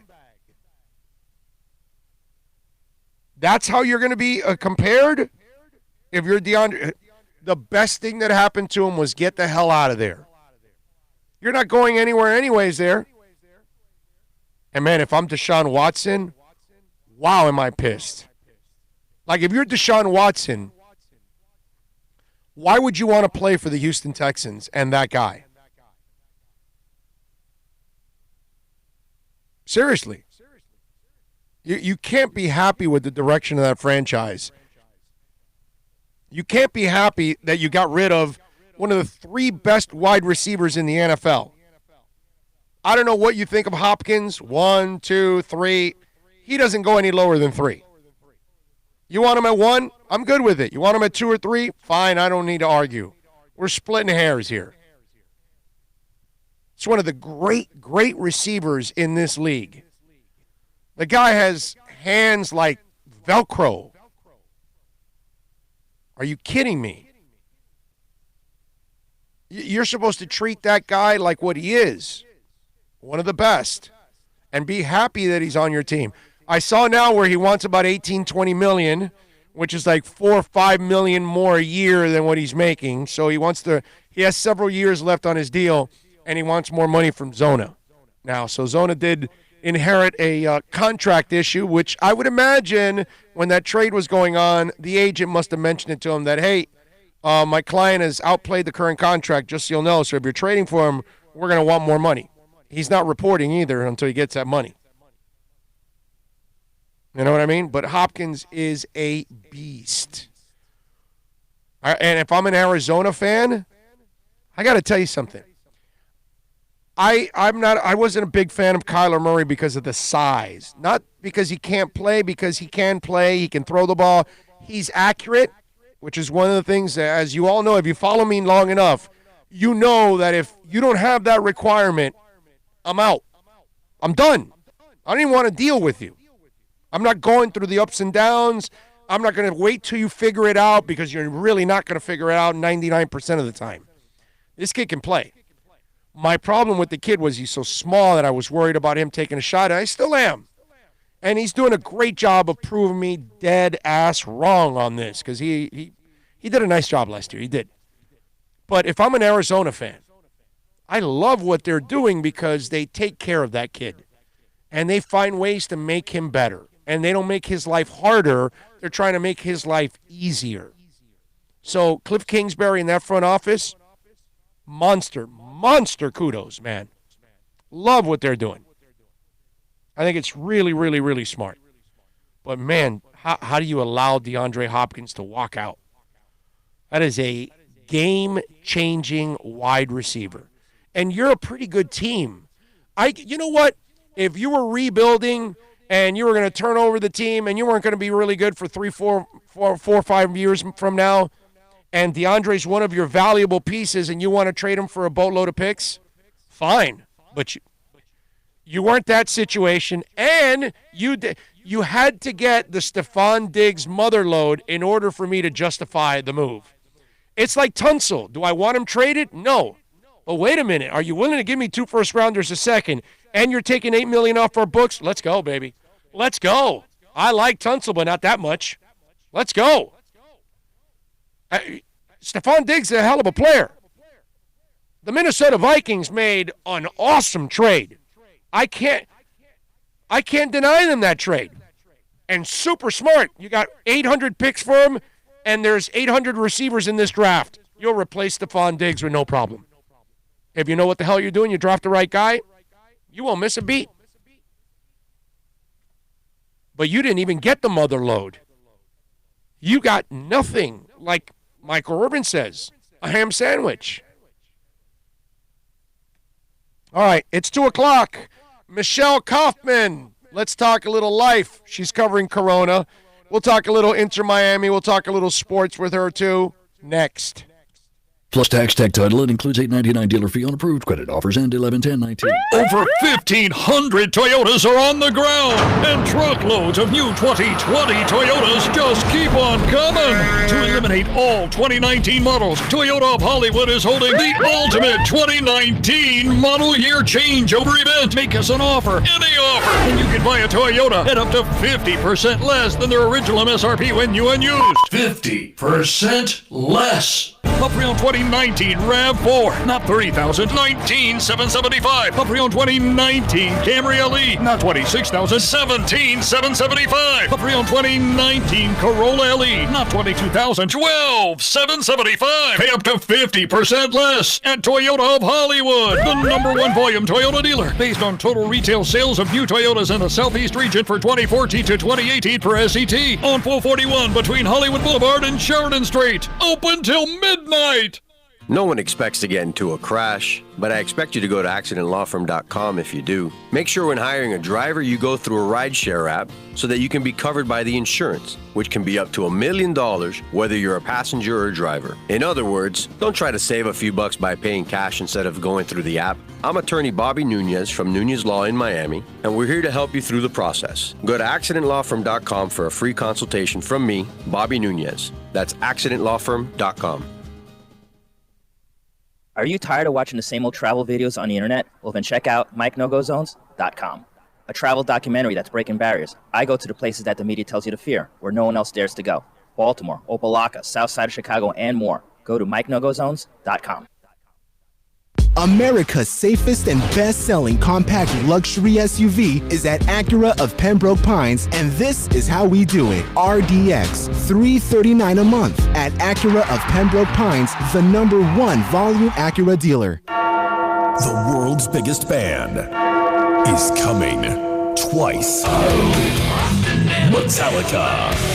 Headlining the Welcome to Rockville Music Festival. 2 different nights, 2 different sets. The weekend of May 8th through the 10th. Go to welcometorocktillefestival.com for all information. Get your tickets on sale right now. The one, the only Metallica. Go to welcometorocktillefestival.com.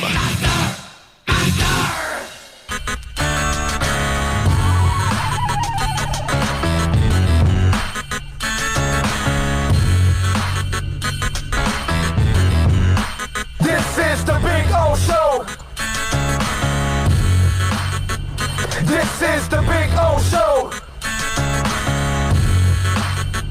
This is the Big O Show.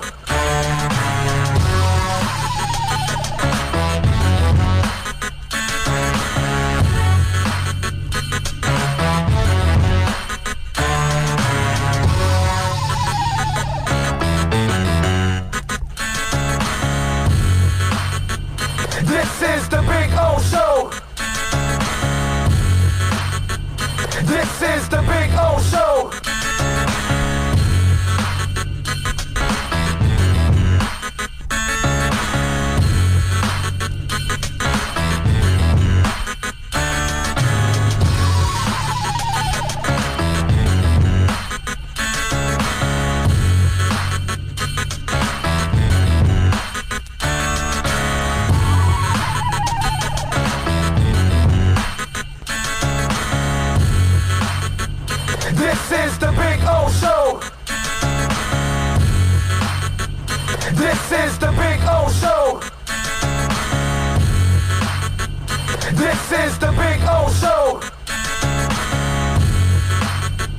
This is the Big O Show.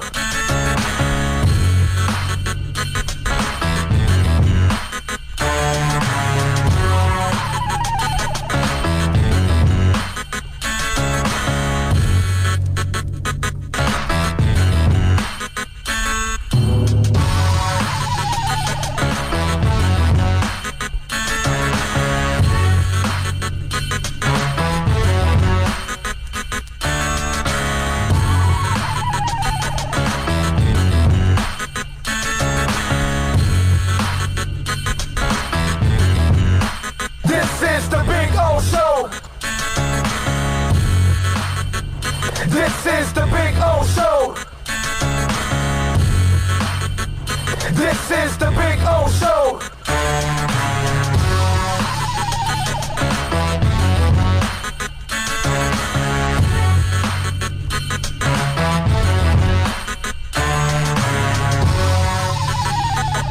All righty, we are back. We're going to talk to Michelle next week. We're going to reschedule it, right, for next week. Actually, she said maybe tomorrow. Oh, okay, so tomorrow? Okay, yeah, she just totally inundated with Corona, no sports, and she's got to do a story right this second. So Friday, we will be doing an extended show over at Craig's Inn Acura, okay? So we'll get there around 11 instead of 9, and we'll stay there for several hours because we're not going to be at Hialeah Park anymore. Hialeah Park is now shut down, so we will not be doing our Hialeah Park appearances until the coronavirus situation is handled, so it'll be several months. Would have known. Sure. I would have gone over there and got a lunch before they shut down, right? I know. They were apologizing, and I'm going, come on, man. There's no need to apologize. It's not your control. It's out of all of our controls. This is just, let's be safe. That's all, man. Let's be safe. That's it. And I told you I was expecting them to shut down. I mean, Vegas is shut down, bro. I would imagine that we're all gonna get shut down. So I'm sure we'll be doing, in studio shows pretty much. So I get to sleep in on Friday? Yeah, yes, yeah. I'll tell Larry we'll be there a little later. Yeah, I'm usually up at like 5:30 in the morning. Yeah, so am I preparing. Yeah, That's when I get up. On Fridays, I get up at 5:30 to prepare. Yep. Well, start my second half of my preparation. I'm already preparing from the day before. But, yeah, so Friday, our times are changing. Instead of the 9 to 11 and 1 to 4, we'll do our regular 11 to, 2:30, 3 o'clock or something along those lines is what we'll end up doing. Okay? That's it. I see 5 guys in our future on Friday. 5? Oh, yes. Because it's right there. Yeah, well, I don't know. Well, it's food. It'll be open. Yes. Yes, you're right. That'll be open. That'll be definitely open. No doubt about that. So, Gronk is kind of a fun guy, right? Why don't you call him what you normally call him? A meathead? There you go. Okay. All right. Well, he is kind of a meathead. I mean, that's kind of what it is. So Gronk was telling a story about when he was in college at Arizona State. And it says, former Patriots tight end Rob Gronkowski has never been shy when it comes to partying. And the former Arizona player has quite the story from his college days. As a guest on the Conan O'Brien show, Gronk shared a time when he signed up to work security for a friend and ended up stripping for a bachelorette party. The kicker, the 3-time Super Bowl champion, walked away only with $25. He goes, every lady was there giving me shots. They were making me drink beers. So I was participating. I was getting wasted on the side. My friend, he didn't drink in college, so he was always the driver too. So it worked out perfect. And then there were like 35 women around in a circle. Next thing you know, I'm feeling good, and they were cheering for me, and I'm like, all right, I'm good. Next thing you know, I'm taking off my tie. I'm unbuttoning my shirt. I'm taking off my pants. I'm in my boxers only, and I kept giving out lap dances to these ladies.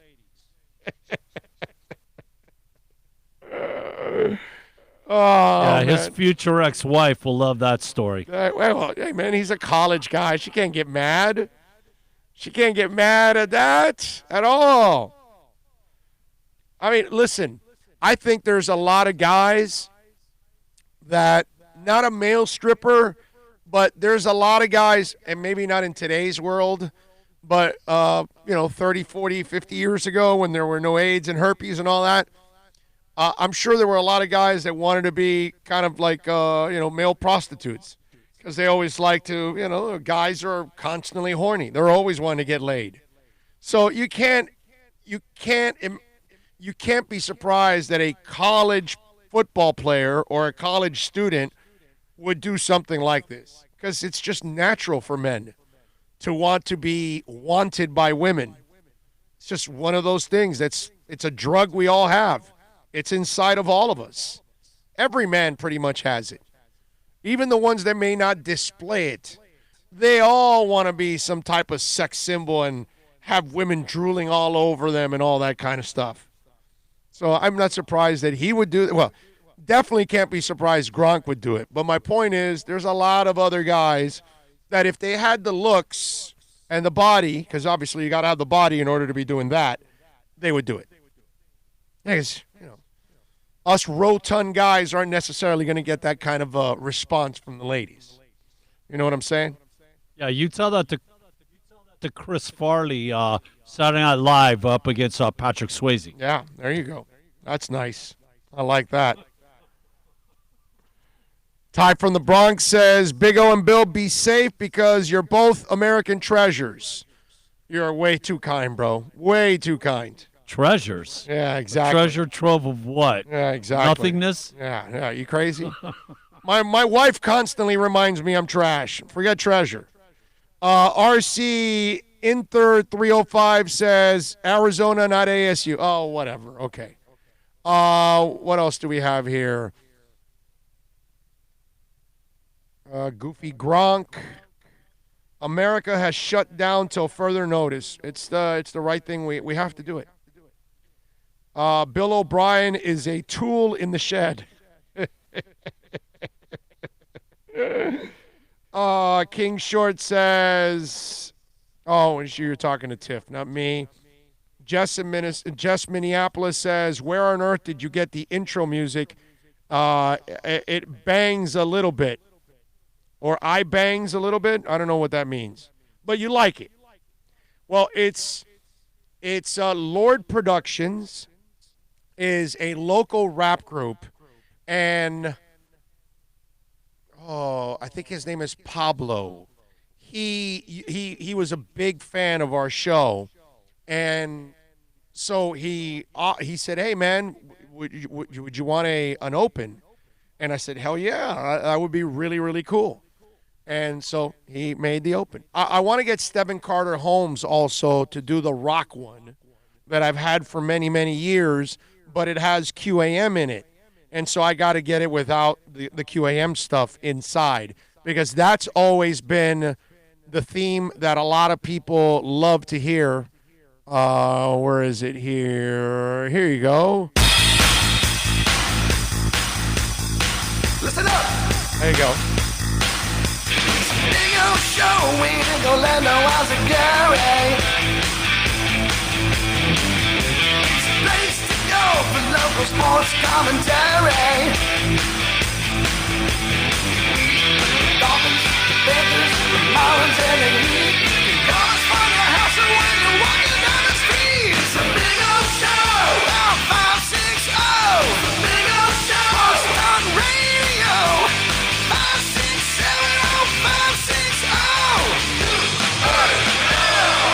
There you go.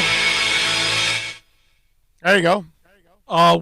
When we were over with the con artist. Yes.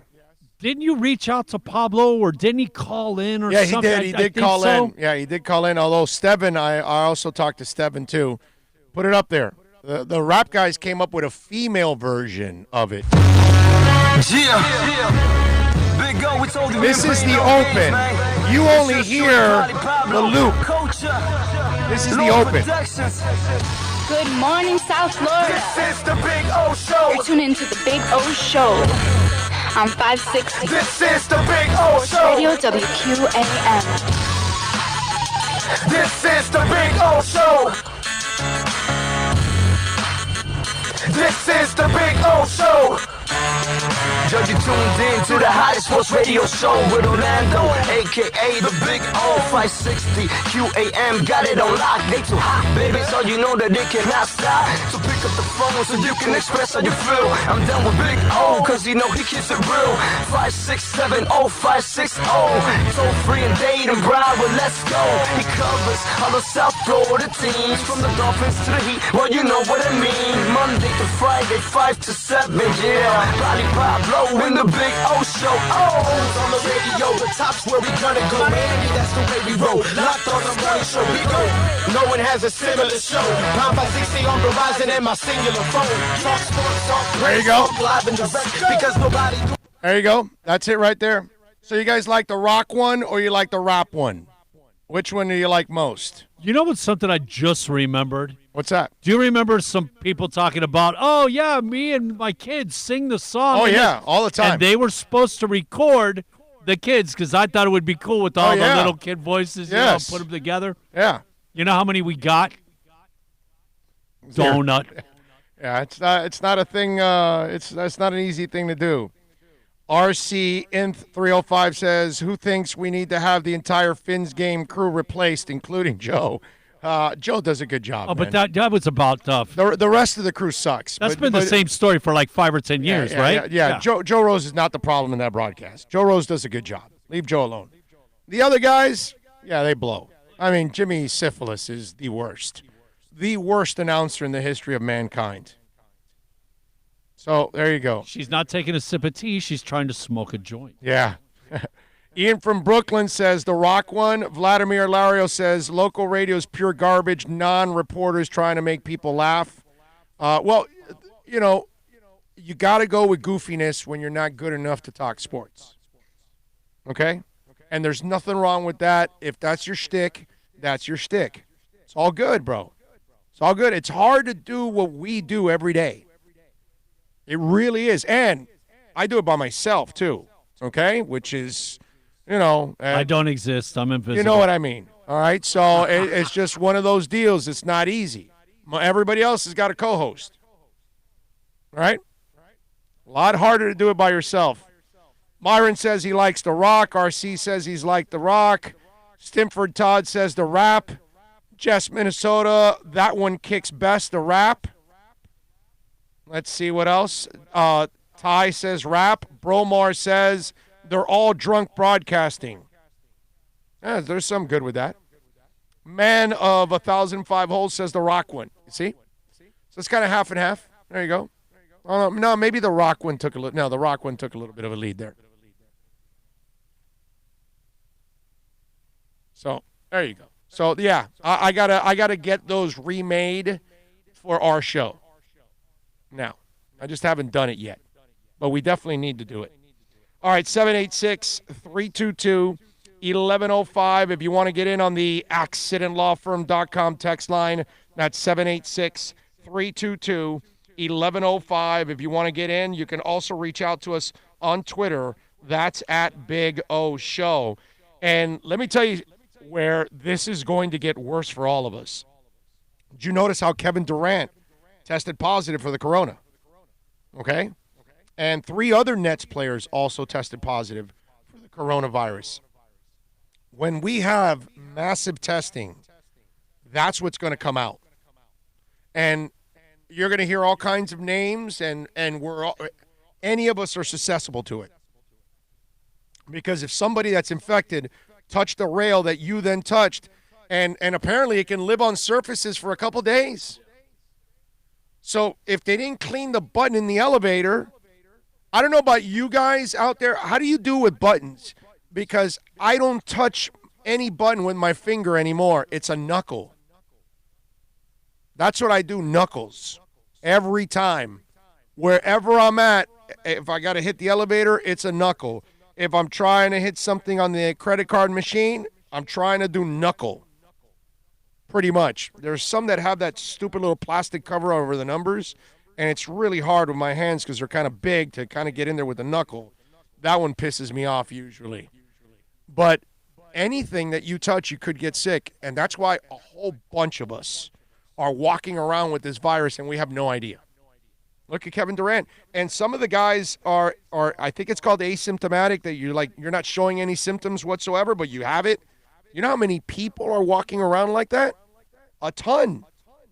And now a Senators player also tested positive. So this is going to become an even bigger issue as the time goes on. It's like Fauci says, Dr. Fauci says, we haven't gotten to the worst yet. Why? Because we were so irresponsible. There were people in bars last night. You're not supposed to go to a bar and hang out with a couple hundred people, bro. You try and tell that to an Irishman on St. Patrick's Day. You got to stay away from the alcohol, Irishman. Okay? You know, don't fill the stereotype. How about that?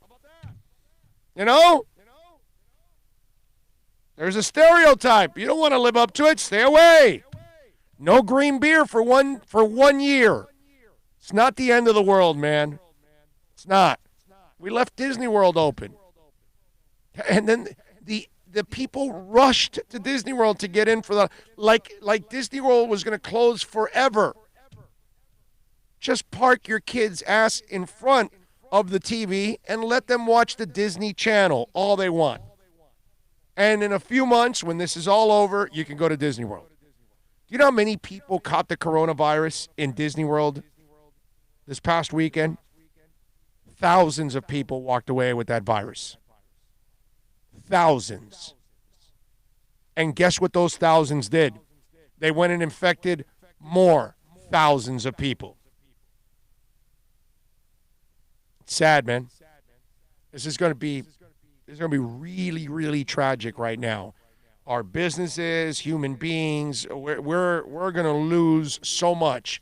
And we had a chance. And the problem is we had the naysayers out there. We still have people that think we're overreacting. Did you see what happened with Vanessa Hudgens? Do you know who she is? No. Okay. Vanessa Hudgens, for those of you high school, whatever that movie is, you know what I'm talking about? Well, she had to apologize because she acted like a horse's ass. Okay? So Vanessa Hudgens was on Instagram, and here's how the story goes. She apologized for her insensitive comments she made implying that people are dying of the coronavirus isn't a big deal. On an Instagram live makeup tutorial, you're doing a makeup tutorial, okay? And you're an actress that, if you're not really in tune with what's going on in the world, stick with your high school musical crap and shut the hell up, sweetie. You got it? Anyway, so she was fielding questions from her viewers, and the world's ongoing pandemic, unsurprisingly, came up. So at the 4:39 mark of the video, the chat asked about President Trump's comments suggesting that COVID-19 crisis could last through July or August. She goes, yeah, till July sounds like a bunch of BS. She said the word BS. I'm sorry, she said as she rolled her eyes. It's a virus. I get it. I respect it. But at the same time, even if everybody gets it, yeah, people are going to die, which is terrible, but, inevitable. It's just in passing. People are dying. I'm sure if it was her grandmother or her grandfather or her father or mother that ended up getting the coronavirus and passing away, she might think differently. So, apparently, people were outraged. Okay? And so she goes, Hudgens, by the way, Hudgens then laughed and shrugged, adding, I don't know, maybe I shouldn't be doing this right now. The moment of self-reflection came a few sentences too late. Over the following hours, the backlash grew severe enough that on Tuesday she issued her apology. Okay? She goes, hey, guys, I'm so sorry for the way I have offended anyone and everyone who has seen the clip from my Instagram live yesterday. I realize my words were insensitive and not at all appropriate for the situation our country and the world are in right now. This has been a huge wake-up call about the significance my words have. Now more than ever, I'm sending safe wishes to everyone. Stay safe and healthy during this crazy time. It's, your apology doesn't mean much, Vanessa, because now I know that when we squeeze your head, air is just going to come out of your ears. I kind of wanted to say something else. Yeah, there might be some turds coming out, too. I can say that also. Then again, this is the girl that, got nude pictures out there in public and all that, so she's not necessarily the brightest bulb in the chandelier back in the day. Yeah. Troy George says, Italy tested a town of 3,000. At least 50% were asymptomatic. All young people became carriers. Exactly. Yep. This laying dormant 11-day thing is just scary, bro. Yeah, man. Scary, man. Scary. No different than we are walking around with the flu each year. No, there is a different. See, stop saying. When you guys start comparing it to the flu, you sound ridiculous. This thing is 10 times stronger than the flu. Do you understand that? So it becomes, if we allow it, which we're allowing it, to become as common as the flu, it will kill 10 times the amount of people the flu kills. Because it's 10 times more deadly than the flu. The thing is, the flu's been around for 1,000 years. So it's floating around. And yes, it kills 20,000 people every year, whatever. Well, if we allow this to become as prevalent as the flu, instead of 20, it'll be 200,000. So stop with the comparisons to the flu, man. This is not anything like the flu, and we got to stop it. And we got to treat it like it's really, really dangerous, because it is. These are the people. They're going to keep this going longer because they're not doing anything about it. Right. It's not as serious as the flu. It takes all of us to eliminate this. Anybody strays, they carry, they pass it on. Yep. Let's see. What else do we have here? Pena says, prepare for this nightmare to at least 2 more months until we're normalcy. At least 2 more months. I don't even think it'll be 2 months. I think it'll be longer. I think we've made so many mistakes already, not taking it serious, and we're still doing it. Like last night, everybody that was at bars, they were spreading it. Do you think all those bars were corona-free? Get the hell out of here, man. There were definitely a few people infected that infected others, and now they'll go home and infect their family members. So we have to take this thing serious. That's our problem. We don't take it serious. And we keep, treating it like it's something that, we'll be able to overcome with no problem whatsoever. 786-322-1105. That is the accidentlawfirm.com text line. That's 786-322-1105. If you want to get in on the accidentlawfirm.com text line. The odds now have gotten better for the Bucs over the Patriots to win the title. Just by signing Tom Brady, their odds dropped to 16-1 to win the Super Bowl, which, by the way, is in Tampa. So they're talking about, wow, if we put it all together in this season and we make it to the Super Bowl, it'll be a home game for us. They're saying that. And they should be talking about it. They got Brady. Why not? Think big. Have fun with it. The Pats dropped to 20-1. And that, my friends, the odds are too good there. I don't think it's 20-1. I think they got no shot pretty much. So are the Bucs contenders? Brady's going to be 43 in August. How do you guys view it? You got a bunch of people there now watching on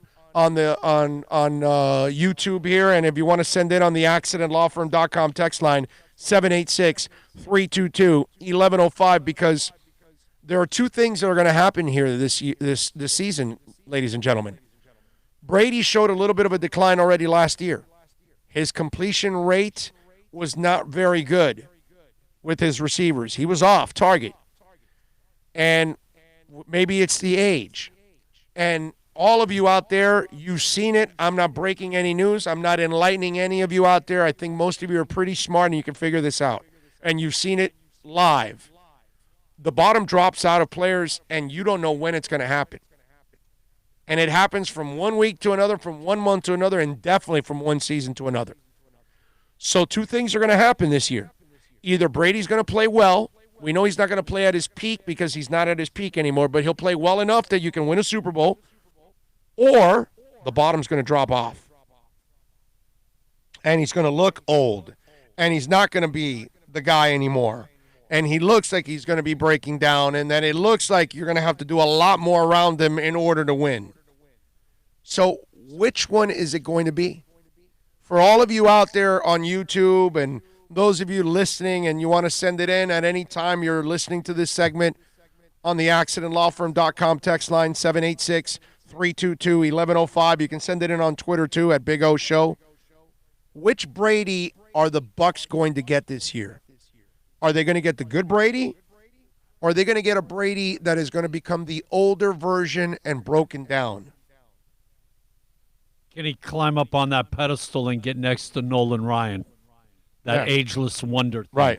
He's talking about wanting to play till he's 45. Yeah, I know.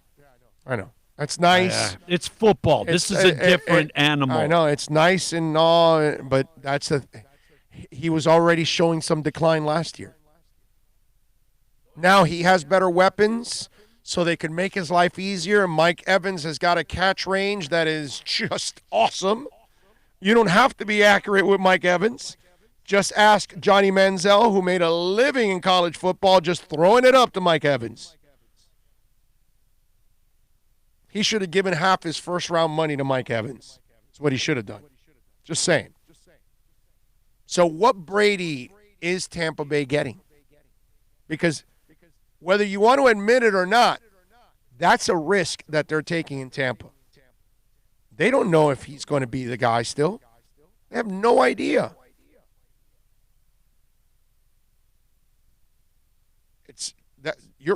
It's rolling those dice, baby. Rolling those dice.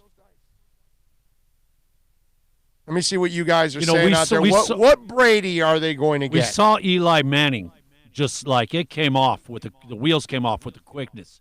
The only thing is, remember, his back was all fused. He had major surgery. Who? What's his name? Peyton Manning. Oh, yeah, with the Peyton, neck. sorry. Yeah, he had, his back was all wired together and everything. No, he was great, but he was great for a few years. Well, he set the record. Yeah, he threw 55 touchdowns, bro.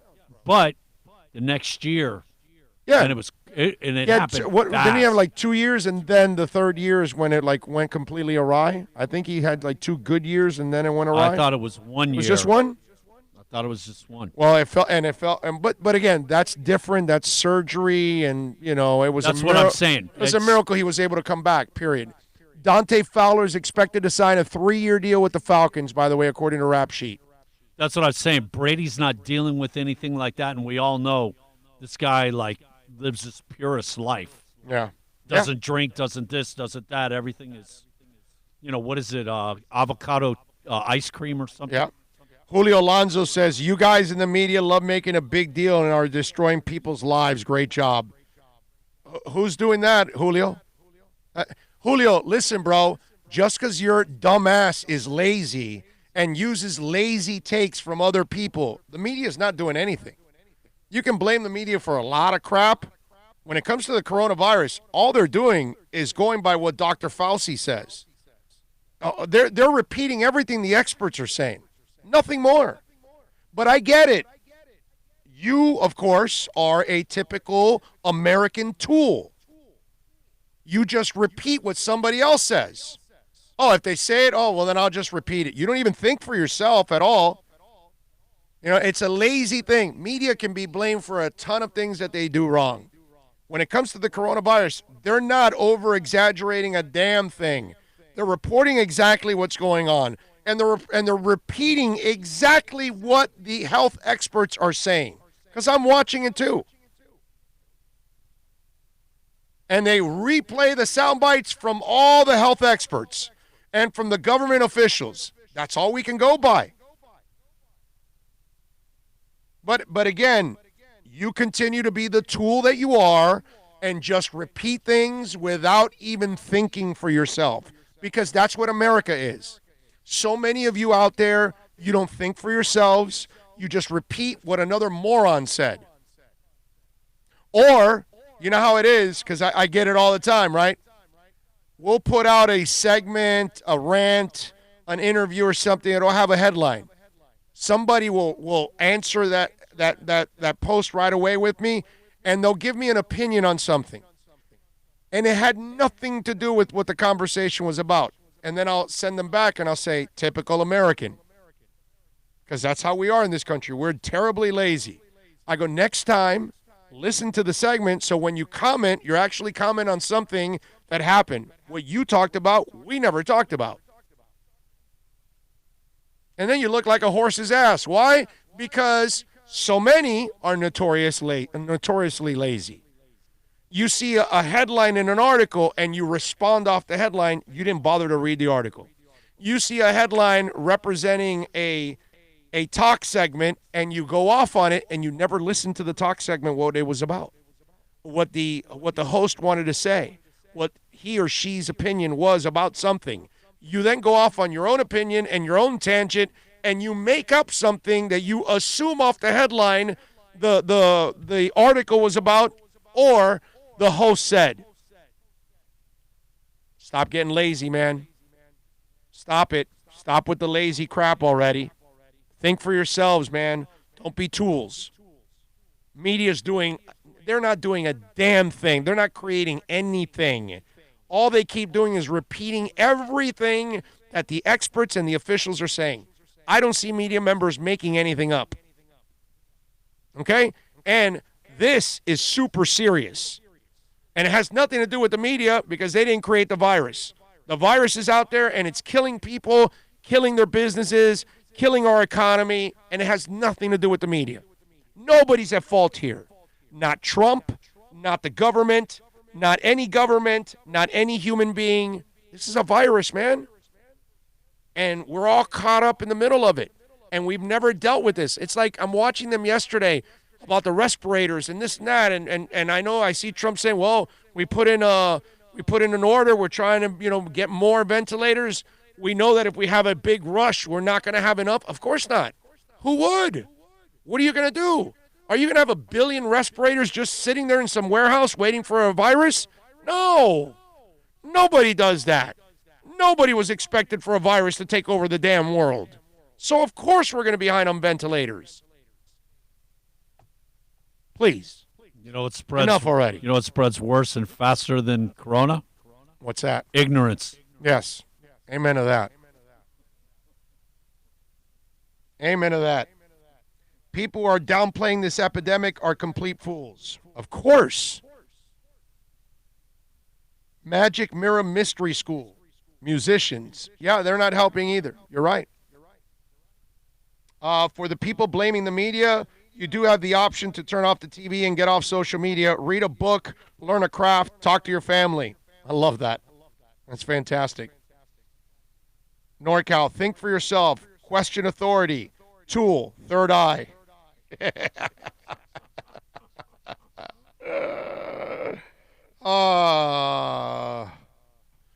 a beautiful thing. Think for yourselves, folks. Okay? Media's not doing anything. They're not creating the virus, and they're not creating any panic. Your panic should be natural already. The whole world's in on this, man. Yes. The whole world's panicking, and they should be panicking. Because we've screwed up enough allowing this thing to fester. And Guns N' Roses having a concert in Mexico does not help. The festival going on in Mexico does not help. Keeping the beaches open does not help. Keeping Walt Disney World open does not help. It doesn't matter where you go in the world. Everybody has screwed up handling this thing. Why? Because you underestimated it. You didn't think it would be that bad. The experts have been telling you it's going to be bad. It's going to get worse. It's going to get worse. And people keep doing stupid things.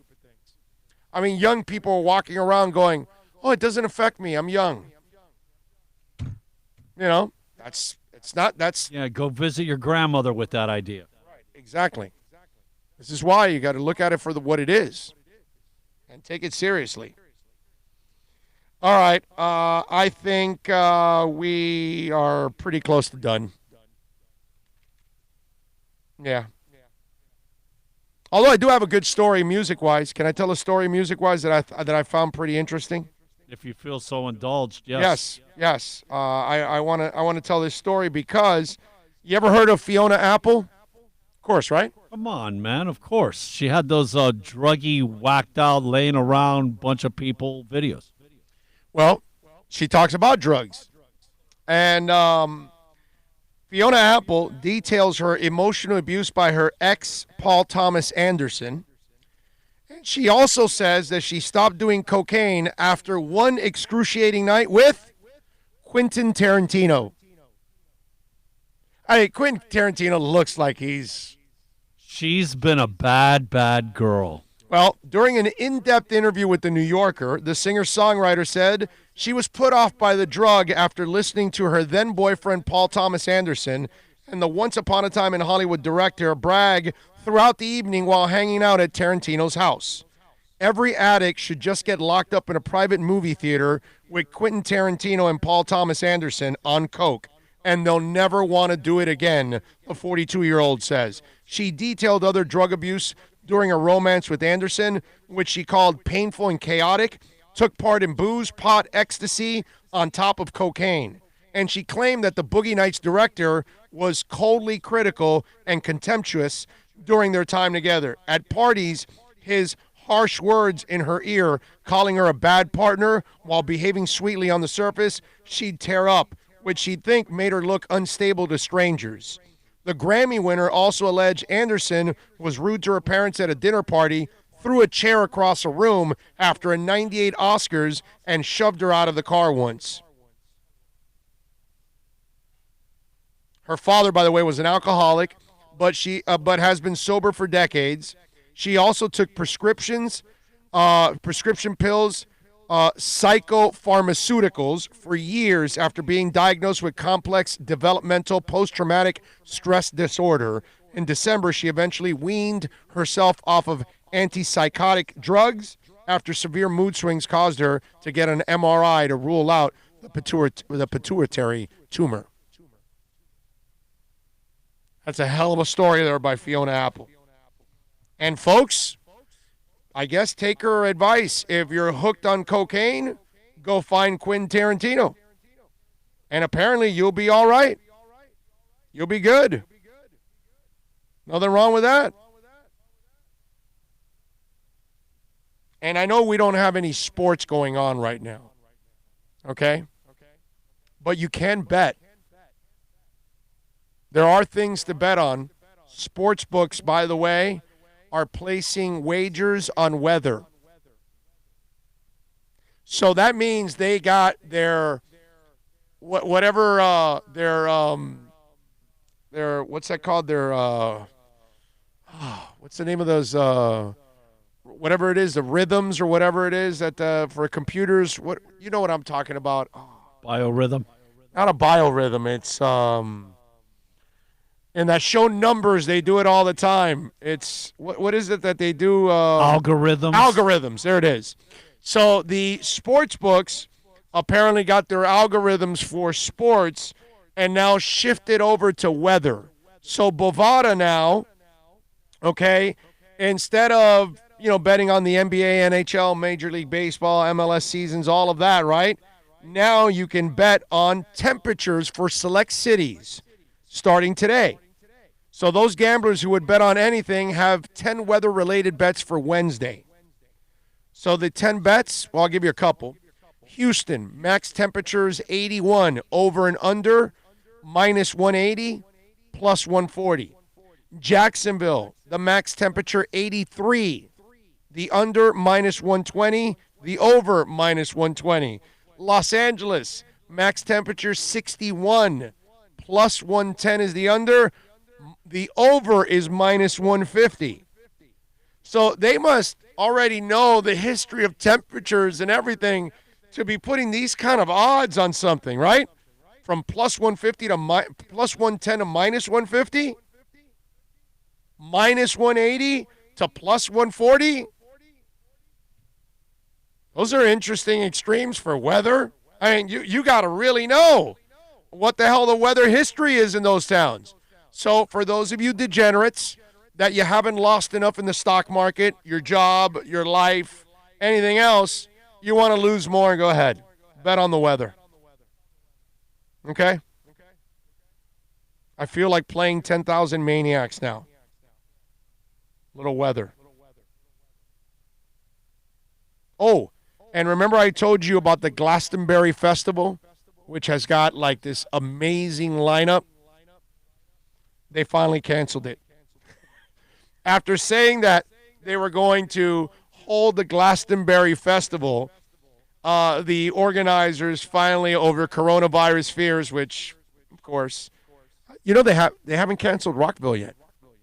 Which I know every time you play a commercial, if you see me on camera, I'm saying, don't buy the tickets, don't buy it, because they're going to cancel it, bro. I mean, give me a break. Organizers of Glastonbury Festival, one of the world's most famous, which it's on my bucket list, not to mention largest, has announced that the 2020 edition will no longer take place over growing fears of the coronavirus pandemic. Clearly, this was not a course of action we hoped for to take for our 50th anniversary event, but following the new government measures announced this week, and in times of such unprecedented uncertainty, this is now the only viable option, festival organizers said in a statement. Look, I get that we want to be hopeful of something happening. I totally understand that. But it gets to a point where you've got to also be realistic and say, okay, this is not the right time to do this. And the fact that and when we talked about this, I want to say it was like Monday or something like that. It was earlier this week. So we were talking about it like on Monday. Now, Wednesday, you have finally come out and said, yeah, no, this is a bad idea. Really? At what point did you think it was going to be a good idea? You just wanted to like be, against everybody, just be Mr. Contrarian? And let's go. Let's do it. Come on, man. That part is that just doesn't make any sense. How about this? Now, we continue in a little music news for you guys out there. Kiss has teamed up with Marvel. You know Kiss is great at marketing, right? They now teamed up with Marvel to create new range merchandise. Kiss famously no strangers to wacky world of merchandise. They're branding everything from pinball machines to coffins. Now they're partnering up with one of the entertainment world's biggest companies. The band shared images of new T-shirts on social media, but the collaboration will also include homeware and posters.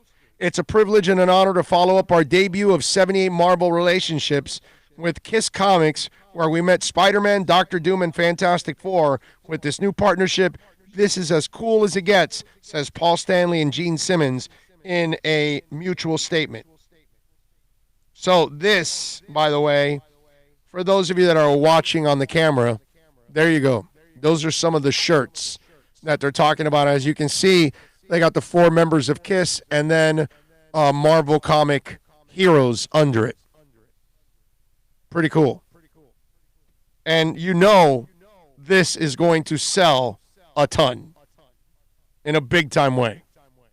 Okay? Now, are you into this thing with albums now? Buying albums again? No? No. But a lot of people are, as you can tell. Yes, I know. Well, you said it was coming back, but, I mean, I haven't had a turntable for quite some time. Well, I got a couple at home. And Netflix now, Amazon Prime, they're probably pretty popular right now. So Amazon is going to stop stocking vinyl records now. Why? Because there's too much of it at this point. And in an attempt to save some trouble, they wanted to comb through the service and round up some of the... Oh, wait a minute. Here we go. Where is it here? Oh, man, where is it? I thought I had the story here. Well, okay. I'll paraphrase it. I'll tell you what the story is. So Amazon has been selling a lot of records lately because LPs are back.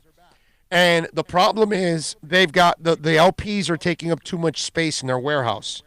So right now the demand for hand sanitizer and soap and paper towels and all kinds of different products like that, and even some other kind of merchandise like food and things like that, they need the space. So Amazon now is going to sell off all their records and not reload at all and buy any from the music companies because they need the space for important things now that people are needing to fight the coronavirus. So if you wanted to buy any albums, get them now so you can listen to them over the next couple months since you're going to be home a lot. And make sure you get them now because they're not going to restock, and they will not have those albums later. And then you'll be pissed, and you won't be able to get them. So how about that? So make sure you get your albums in now, or if not, you're screwed. Another festival has been canceled that's on my bucket list. The New Orleans Jazz Festival, which always has an amazing lineup, has now postponed it April 23rd through May 3rd. And The Who, Foo Fighters, Dead and Company, Stevie Nicks, Lizzo, Lionel Richie, the Black Crowes, Wu-Tang Clan, the Soul Rebels, Brandy Carly, the Avett Brothers, Elvis Costello and the Imposters, Erykah Badu. She got a great ass. Anyway, at the direction of the city of New Orleans, authorities, in response to ongoing COVID-19 health concerns, they have now postponed the festival in April and May. So they will postpone it for a later date in the year. No New Orleans Jazz Festival, which another one that I am dying to go to because it usually has an amazing lineup. Just need to stop holding out hope and think if it's anything before June, forget about it. Yeah. Yeah, easy. Easy. And you might want to cancel stuff in July or August because most people will be trying to recover their lives at that point. They're going to try to find money. Most of us are going to be broke. This is going to be really bad a month from now. Okay? Because we're all going to be hurting. Big time. Let's see. Stevie Nicks has worn the same clothes since the 80s. Okay. Max Support says, Aaron Wilson, Ted Karras had a higher 2-year offer from the Patriots per NFL sources, but opted for a starting job with the Dolphins on a 1-year, $4 million deal. Hey, man, whatever it takes, baby. Okay? Coming to Miami. Why? Because Karras knows that Miami is on the rise and the Patriots are going to sink like the freaking Titanic. And that's what's going to happen.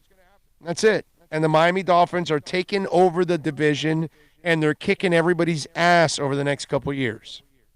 That's what's going to happen. All right? I love how so many people are willing to give up their freedoms and rights. I don't know what that means. What do you mean? We're talking about us being on lockdown. Oh, yeah. Give up our freedom better than giving up our lives. Well, let's see. Let me go out and risk my life and risk somebody else's. Let me go kill somebody else, okay? Not with a gun, not with a knife, not with an axe. No, with a virus. Because, there's a good chance maybe I touch something because I'm carrying it and I kill somebody. But no, it's my right to kill somebody. These people sound like the way Trump did in the beginning and, Sunday, and then he changed the story totally on Monday. You do know that Trump has gotten clued in, folks. Yeah. So, why don't you jump on the bandwagon here? Everybody, there are so many people that took it lightly, including Trump. Because Trump's not the only one. There's tons of other people. By the way, Titans traded Jarrell Casey to the Broncos for a 7th-round pick. Interesting. Nice player, too. But I guess because you got to carry the salary, that's why it's only a 7th-round pick when it's all said and done. All right. We are wrapping it up here on the show. As always, we thank all of you for tuning in. We thank Bill and John, as always, producing this thing, getting it together. Tomorrow, we'll be at Toyota of Hollywood. We'll be out there starting at 11 a.m. So if you are buying a car, come on out, 1841 North State Road 7, buy or lease. We will see you guys tomorrow. As always, we love you. Give us a thumbs up while you're watching. Share the link on YouTube. Share the audio links too. Don't share Spotify, a handshake. Don't share a handshake. On what's it called? On Google Play, all of that, SoundCloud, iTunes. Share it, baby. As always, we love you for supporting. We'll see you tomorrow morning. You guys be good out there. Most of all, be safe. Yeah, definitely. Bye.